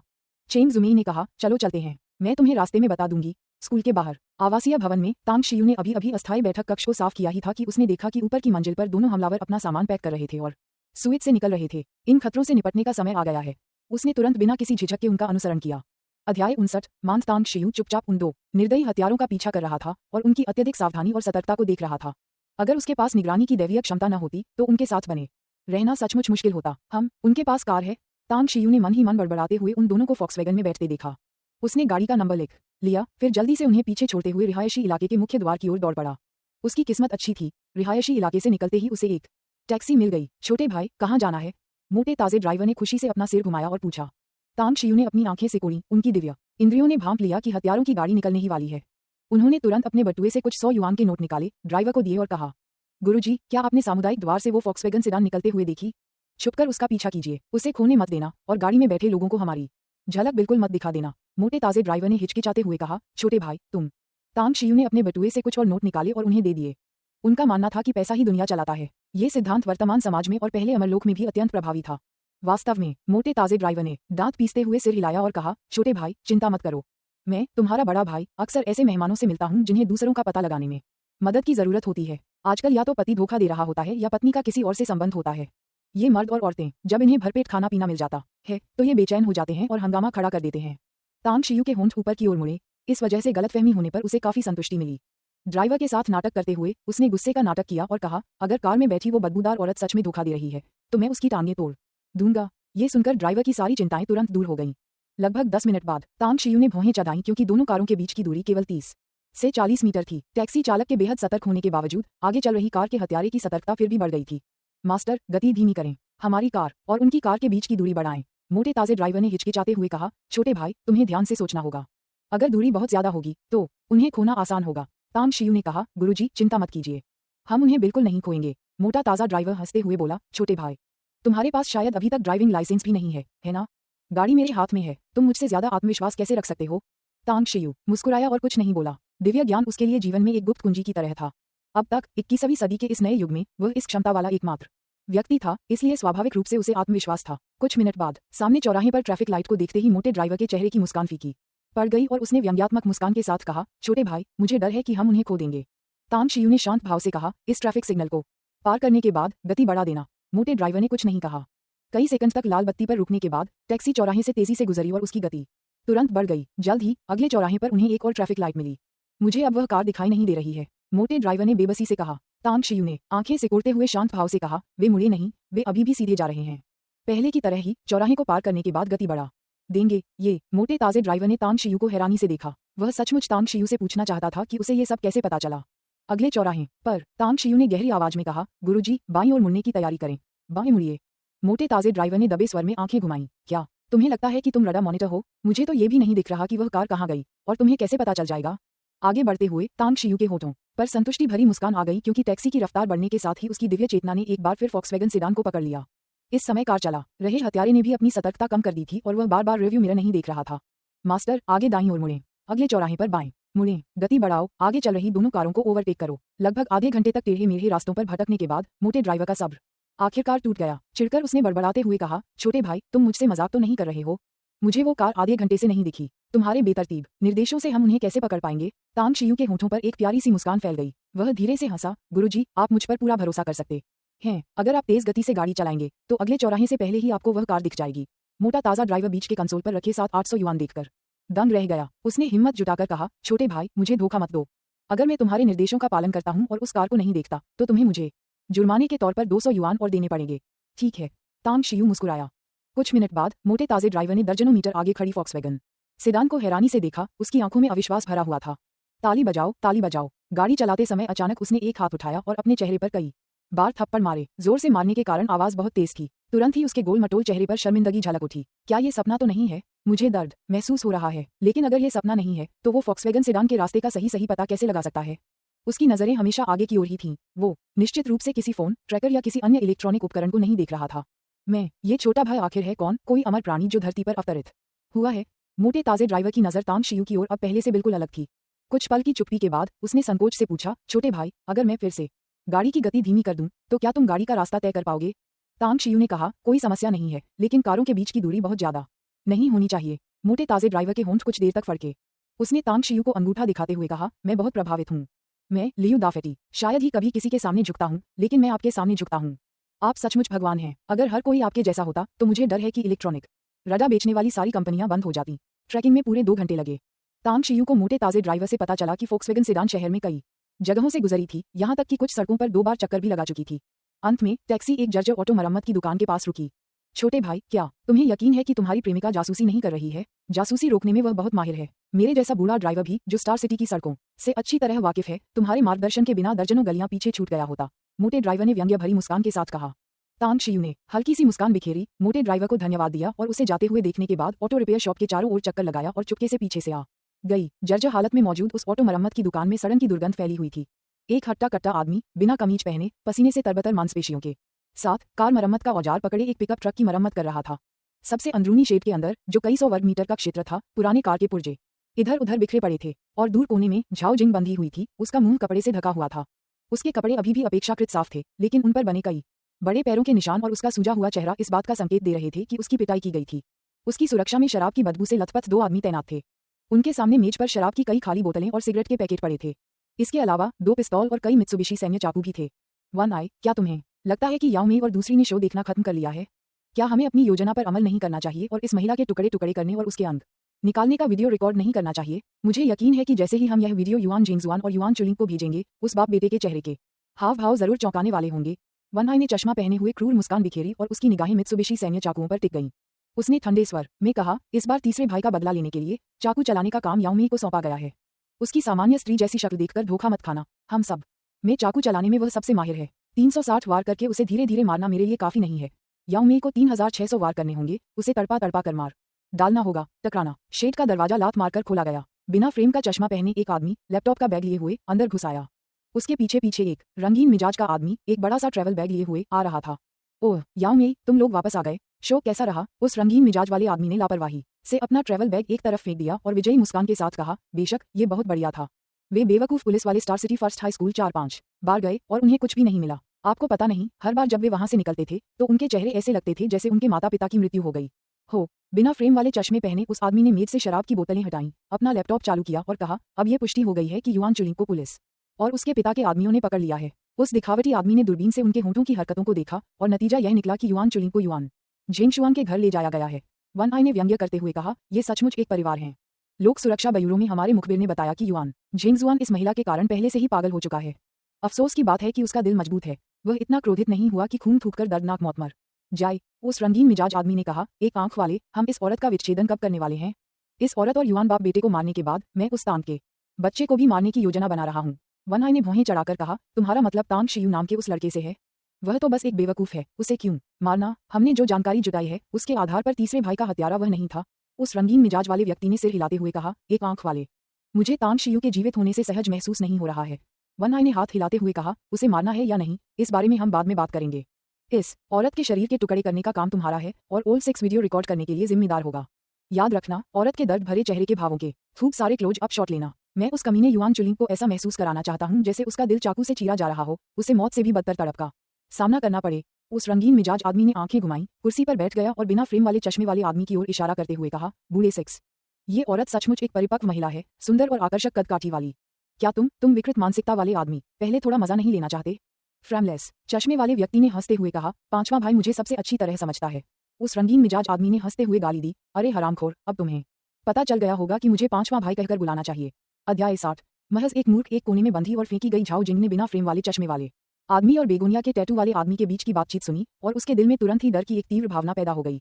उसने इन लोगों की क्रूरता को अपनी आंखों से देखा था। जिस दिन उसे पकड़कर यहाँ लाया गया, उसने स्वयं एक युवा लड़की को क्रूरतापूर्वक प्रताड़ित होते और उसके शरीर के टुकड़े टुकड़े होते देखा और उस रक्तरंजित दृश्य को देखकर अपने व्यापक अनुभव के बावजूद वह काफी देर तक उल्टी करती रही। उसने प्रार्थना की कि उसका पति युआन जिंगक्सुआन या पुलिस इस जगह को ढूंढ ले और उसकी जान बचा ले। हालांकि इन लोगों के बीच हुई हालिया बातचीत ने उसे ऐसा महसूस कराया जैसे वह किसी अथाह खाई में गिर गई हो। वो झाओ जिंग का मुंह बंधा हुआ था और वह गाली देना चाहती थी लेकिन दे नहीं सकी। इसलिए वह केवल बिना फ्रेम वाले चश्मे पहने उस आदमी को गुस्से भरी निगाहों से घूरती रही जो कदम दर कदम उसकी ओर बढ़ रहा था। 2 मिनट बाद बिना फ्रेम वाले चश्मे पहने उस व्यक्ति ने झाओ जिंग को घसीटकर बगल के विच्छेदन कक्ष में ले गया। विच्छेदन कक्ष के अंदर हर जगह खून के धब्बे थे। विच्छेदन के विभिन्न उपकरण फर्श पर बिखरे पड़े थे। पूरी तरह से अव्यवस्था फैली हुई थी। सबसे भीतरी हिस्से में एक दागदार स्पंज की चटाई थी और झाओ जिंग को सीधे उस पर फेंक दिया गया। पियोनी के फूल के नीचे मरना रोमांस की आत्मा बन जाना है। यह वाक्यांश आप महिलाओं पर बिना किसी विरोधाभास के लागू होता है। आज मैं तुम्हें पहले मौका दूंगा और फिर तुम्हें विलाप करते करते मरने दूंगा। हा हा हा। जब वह बोल रहा था उसने कैंची उठाई और झाओ जिंग को बांधने वाली रस्सियों को काट दिया, लेकिन उसने उसके हाथों और पैरों पर बंधी रस्सियों को नहीं काटा। विच्छेदन कक्ष की पिछली खिड़की के नीचे छिपा हुआ तांग शियू अपनी दिव्य चेतना से पहले ही 100 मीटर के दायरे को घेर चुका था। उनकी तीव्र श्रवण शक्ति ने भी कार मरम्मत की दुकान में मौजूद 5 लोगों के हर शब्द को सुन लिया। उन्हें इस बात की उम्मीद नहीं थी कि अपहृत महिला युआन चुलिंग की मां होगी, और न ही उन्हें यह उम्मीद थी कि इन अपहरणकर्ताओं ने गलती से युआन चुलिंग को तीसरे भाई का हत्यारा समझ लिया था। इससे पहले तांग शियू ने तुरंत कार्रवाई नहीं की थी। उसकी वर्तमान साधना उस स्तर तक नहीं पहुंची थी जहां वह गोलियों से बच सके। इसके अलावा 5 अपराधियों के सामने 3 बंदूकें भी थीं। अगर 1 या 2 ही होते तो वह बिजली की गति से कार्रवाई कर सकता था और अपराधियों को गोली चलाने का मौका नहीं देता। लेकिन अगर 3 बंदूकें हों और वे सभी एक ही क्षण में गोली चला दें तो या तो उसकी मौत हो जाएगी या वह घायल हो जाएगा। लेकिन अब कोई खतरा नहीं था। जैसे ही बिना फ्रेम वाले चश्मे पहने उस आदमी ने मुस्कुराते हुए झाओ जिंग के कपड़े फाड़ने शुरू किए, तांग शियू ने तुरंत पीछे की खिड़की का शीशा तोड़ दिया और बेहद तेजी से अंदर घुस गई। क्या बिना फ्रेम वाले चश्मे वाले व्यक्ति का फायदा लड़ाई में नहीं था? हालांकि उसने कई लोगों को मारा था, लेकिन उसने हमेशा उन्हें बंधे हुए अवस्था में चीर-फाड़ करके ही मारा था। उनकी विशेषज्ञता कंप्यूटर प्रौद्योगिकी और खुफिया नेटवर्क में थी। तांग शियू की गति इतनी तेज थी कि उसने सटीकता से उसका गला फाड़ दिया, इसलिए वह केवल एक शब्द ही बोल पाया और उसकी आवाज अचानक रुक गई। टकराना। तांग शियू ने अपना दाहिना पैर उठाया और बिना फ्रेम वाले चश्मे पहने हुए व्यक्ति के चेहरे पर राउंडहाउस किक मारी, जिससे वह हवा में उछलकर कठोर दीवार से जा टकराया। उसने बिना फ्रेम वाले चश्मे पहने उस आदमी की तरफ देखा तक नहीं, जो अभी भी छटपटा रहा था, अपना गला पकड़े हुए था और अभी पूरी तरह से मरा नहीं था।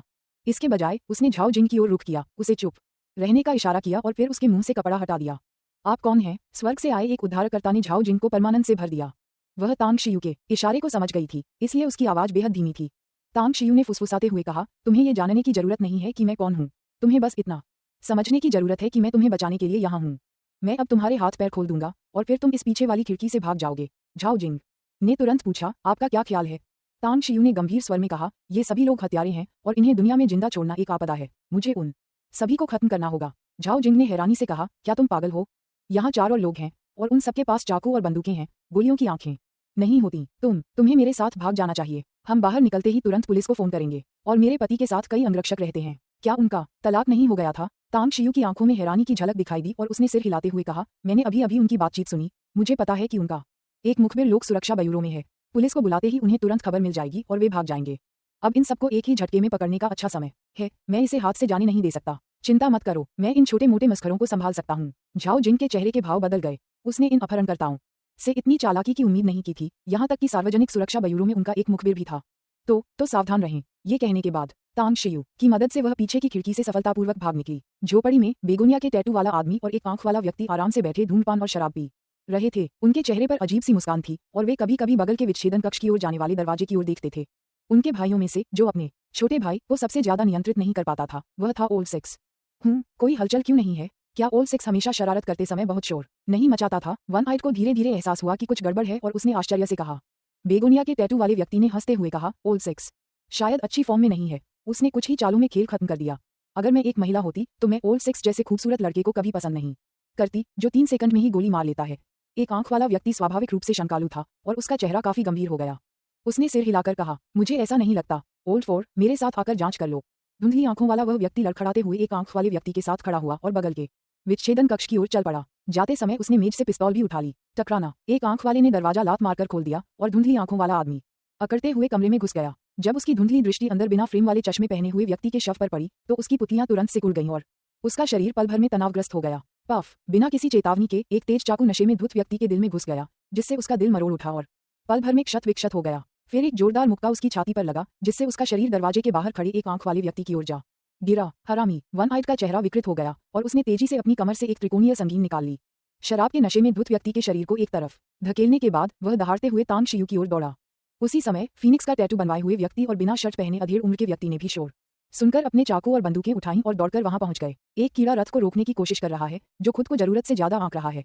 तांग शियू की साधना शक्ति क्यूई संघनन के शिखर पर पहुंच चुकी थी। उसकी ताकत अपार थी और उसकी गति सामान्य मनुष्यों की सीमाओं को पार कर चुकी थी। उसके पास कोई विशिष्ट चाल नहीं थी, क्योंकि मार्शल आर्ट के क्षेत्र में उसका मानना था कि कोई भी सामान्य हरकत एक सटीक तकनीक थी।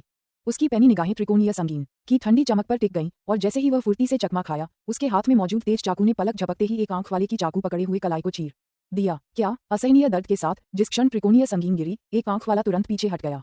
उसने तांग शियू को पहचान लिया था, लेकिन उसे लगा कि अगर वह सपना नहीं देख रहा था तो वह जरूर नशे में था।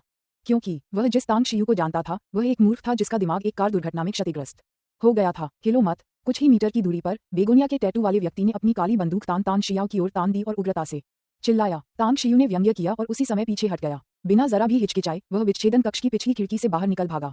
जब तक उसमें गोलियों से बचने की ताकत नहीं आ जाती, जब तक वह तारा में शरीर निर्माण तकनीक के दूसरे चरण त्वचा निर्माण क्षेत्र तक नहीं पहुंच जाता, तब तक वह कभी भी मूर्खतापूर्ण तरीके से बंदूक ताने किसी व्यक्ति का सामना नहीं करेगा। हत्या, छुपकर हमला। उसने खेती बाड़ी की क्रूर दुनिया में ऐसे काम किए थे। दरअसल उन विशेष इलाकों और खतरनाक बंद गलियों में वह हमेशा बाल बाल बचकर निकलने में कामयाब रहा था। कहाँ है वह बेगोनिया का टैटू बनवाए हुए व्यक्ति और दूसरा व्यक्ति एक आंख वाले व्यक्ति के साथ मिलकर विच्छेदन कक्ष में घुस गए, लेकिन वहां उन्हें पीछे की टूटी हुई खिड़की मिली। वन आइड के चेहरे पर हत्या का इरादा झलक रहा था और उसने गंभीर स्वर में कहा, हमने सब कुछ सोच समझकर किया था, लेकिन हमने यह नहीं सोचा था कि वही असली मालिक है। ऐसा लगता है कि हमारी पिछली जानकारी गलत थी। बेगोनिया के टैटू वाले उस व्यक्ति ने जमीन पर पड़े अपने दो भाइयों के शवों को देखा और उसके चेहरे पर दुख और क्रोध के भाव स्पष्ट रूप से दिखाई दिए। उसने घृणा से चिल्लाते हुए कहा, एक आंख वाले, क्या जिसे मैंने अभी देखा वह तांग शियू था? वह कमीना जिसे आप सब मूर्ख समझते थे? क्या उसने ओल्ड 5 और ओल्ड 6 को मार डाला? एक आंख वाले ने सिर हिलाकर कहा, यह सही है, ये तांग शियू है जिसकी हमने एक बार जांच की थी। उसे इसका पछतावा था। अब वह पछतावे से भर गया था। अगर इस दुनिया में पछतावे का कोई इलाज होता तो वह उसे खरीदने के लिए अपनी सारी संपत्ति खर्च करने को तैयार होता, क्योंकि अगर उसने पछतावे का इलाज करवा लिया होता तो वह तांग शियू को नजरअंदाज नहीं करता, उस छात्र को नजरअंदाज नहीं करता जिसे वह मूर्ख समझता था। बस एक बेवकूफ। उसके मन में वे शब्द याद आ गए जो उसने कभी कहे थे। अदृश्य रूप से ऐसा लगा मानो किसी ने उसके चेहरे पर जोर से थप्पड़ मारा हो, जिससे उसे शर्मिंदगी महसूस हुई और वह खुद से नफरत करने लगा। बेगोनिया का टैटू बनवाए हुए आदमी ने गुस्से में चिल्लाते हुए कहा, मैंने तुम सबको चेतावनी दी थी, लेकिन आप सभी उसे मूर्ख असहाय छात्र समझते थे। अब क्या करें? क्या कोई मूर्ख ओल्ड 5 और ओल्ड 6 को मार सकता है? क्या वह किसी को पता चले बिना उस कुतिया झाओ जिन को बचा सकता है? उसके शब्दों ने वन आइड को और भी अधिक पश्चाताप से भर दिया। अपने दोनों भाइयों के शवों को देखकर उसकी आंखें लाल हो गईं। वह गुस्से में कमरे से बाहर भागा और उग्रता से चिल्लाया, तांग शियू, अगर तुम मर्द हो तो बाहर निकलो, मैं तुम्हारे अंडकोश जरूर तोड़ दूंगा। तथापि उस खाली गूंज के अलावा तांग शियू का कोई निशान नहीं था। हालांकि बेगोनिया के टैटू वाला आदमी गुस्से में था, लेकिन उसने अपना मानसिक संतुलन नहीं खोया था। वह अपने भाइयों में सबसे सतर्क और तर्कसंगत था। अपनी सतर्कता बनाए रखते हुए वह एक आंख वाले के पीछे पीछे चला और गहरी आवाज में बोला, एक आंख वाले, अब तांग शियू अंधेरे में छिपा हुआ है और हम खुले में हैं। ये स्थिति हमारे लिए बहुत प्रतिकूल है। मुझे लगता है कि हमें तुरंत पीछे हट जाना चाहिए। एक सज्जन व्यक्ति द्वारा 10 साल में लिया गया बदला लेने का समय अभी भी नहीं बीतता। भले ही हम अच्छे लोग न हों, फिर भी बदला लेने की योजना बनाना जरूरी है। एक आंख वाले ने अपने घायल कलाई को दूसरे हाथ से पकड़ा और झोपड़ी के केंद्र की ओर चलते हुए कहा, तुम किस बात से डर रहे हो? अब हमारे पास बंदूकें हैं। अगर हम आज उस बच्चे से जान की बाजी लगाकर नहीं लड़ेंगे तो फिर पीछे हटने की हिम्मत कैसे कर पाएंगे? हम तीनों कहीं नहीं जा रहे हैं। क्या हम एक मूर्ख से डर रहे हैं? हम उससे किस लिए डर रहे हैं? बलवान व्यक्ति ने भी गुस्से से भरे चेहरे के साथ चिल्लाकर कहा। दो बेवकूफ। बेगोनिया के टैटू वाले उस आदमी ने मन ही मन खुद को कोसा। उसे याद आया कि जब वह star city number 1 middle school की कक्षा 10 की निगरानी कर रहा था, तब तांग शियू ने उसे 1000 मीटर दूर से एक नजर से देखा था। अचानक उसके शरीर में एक सिहरन दौड़ गई और उसका मूड और भी उदास हो गया। यदि तांग शियू ने वास्तव में उस समय 1000 मीटर की दूरी से उसे देख लिया होता तो वह निश्चित रूप से मूर्ख नहीं बल्कि एक भयानक राक्षस होता। ऐसे राक्षस से मुकाबला करना शायद मौत को दावत देने जैसा होगा। बिल्कुल तीसरे भाई, बूढ़े 5वें और बूढ़े 6ठे की तरह।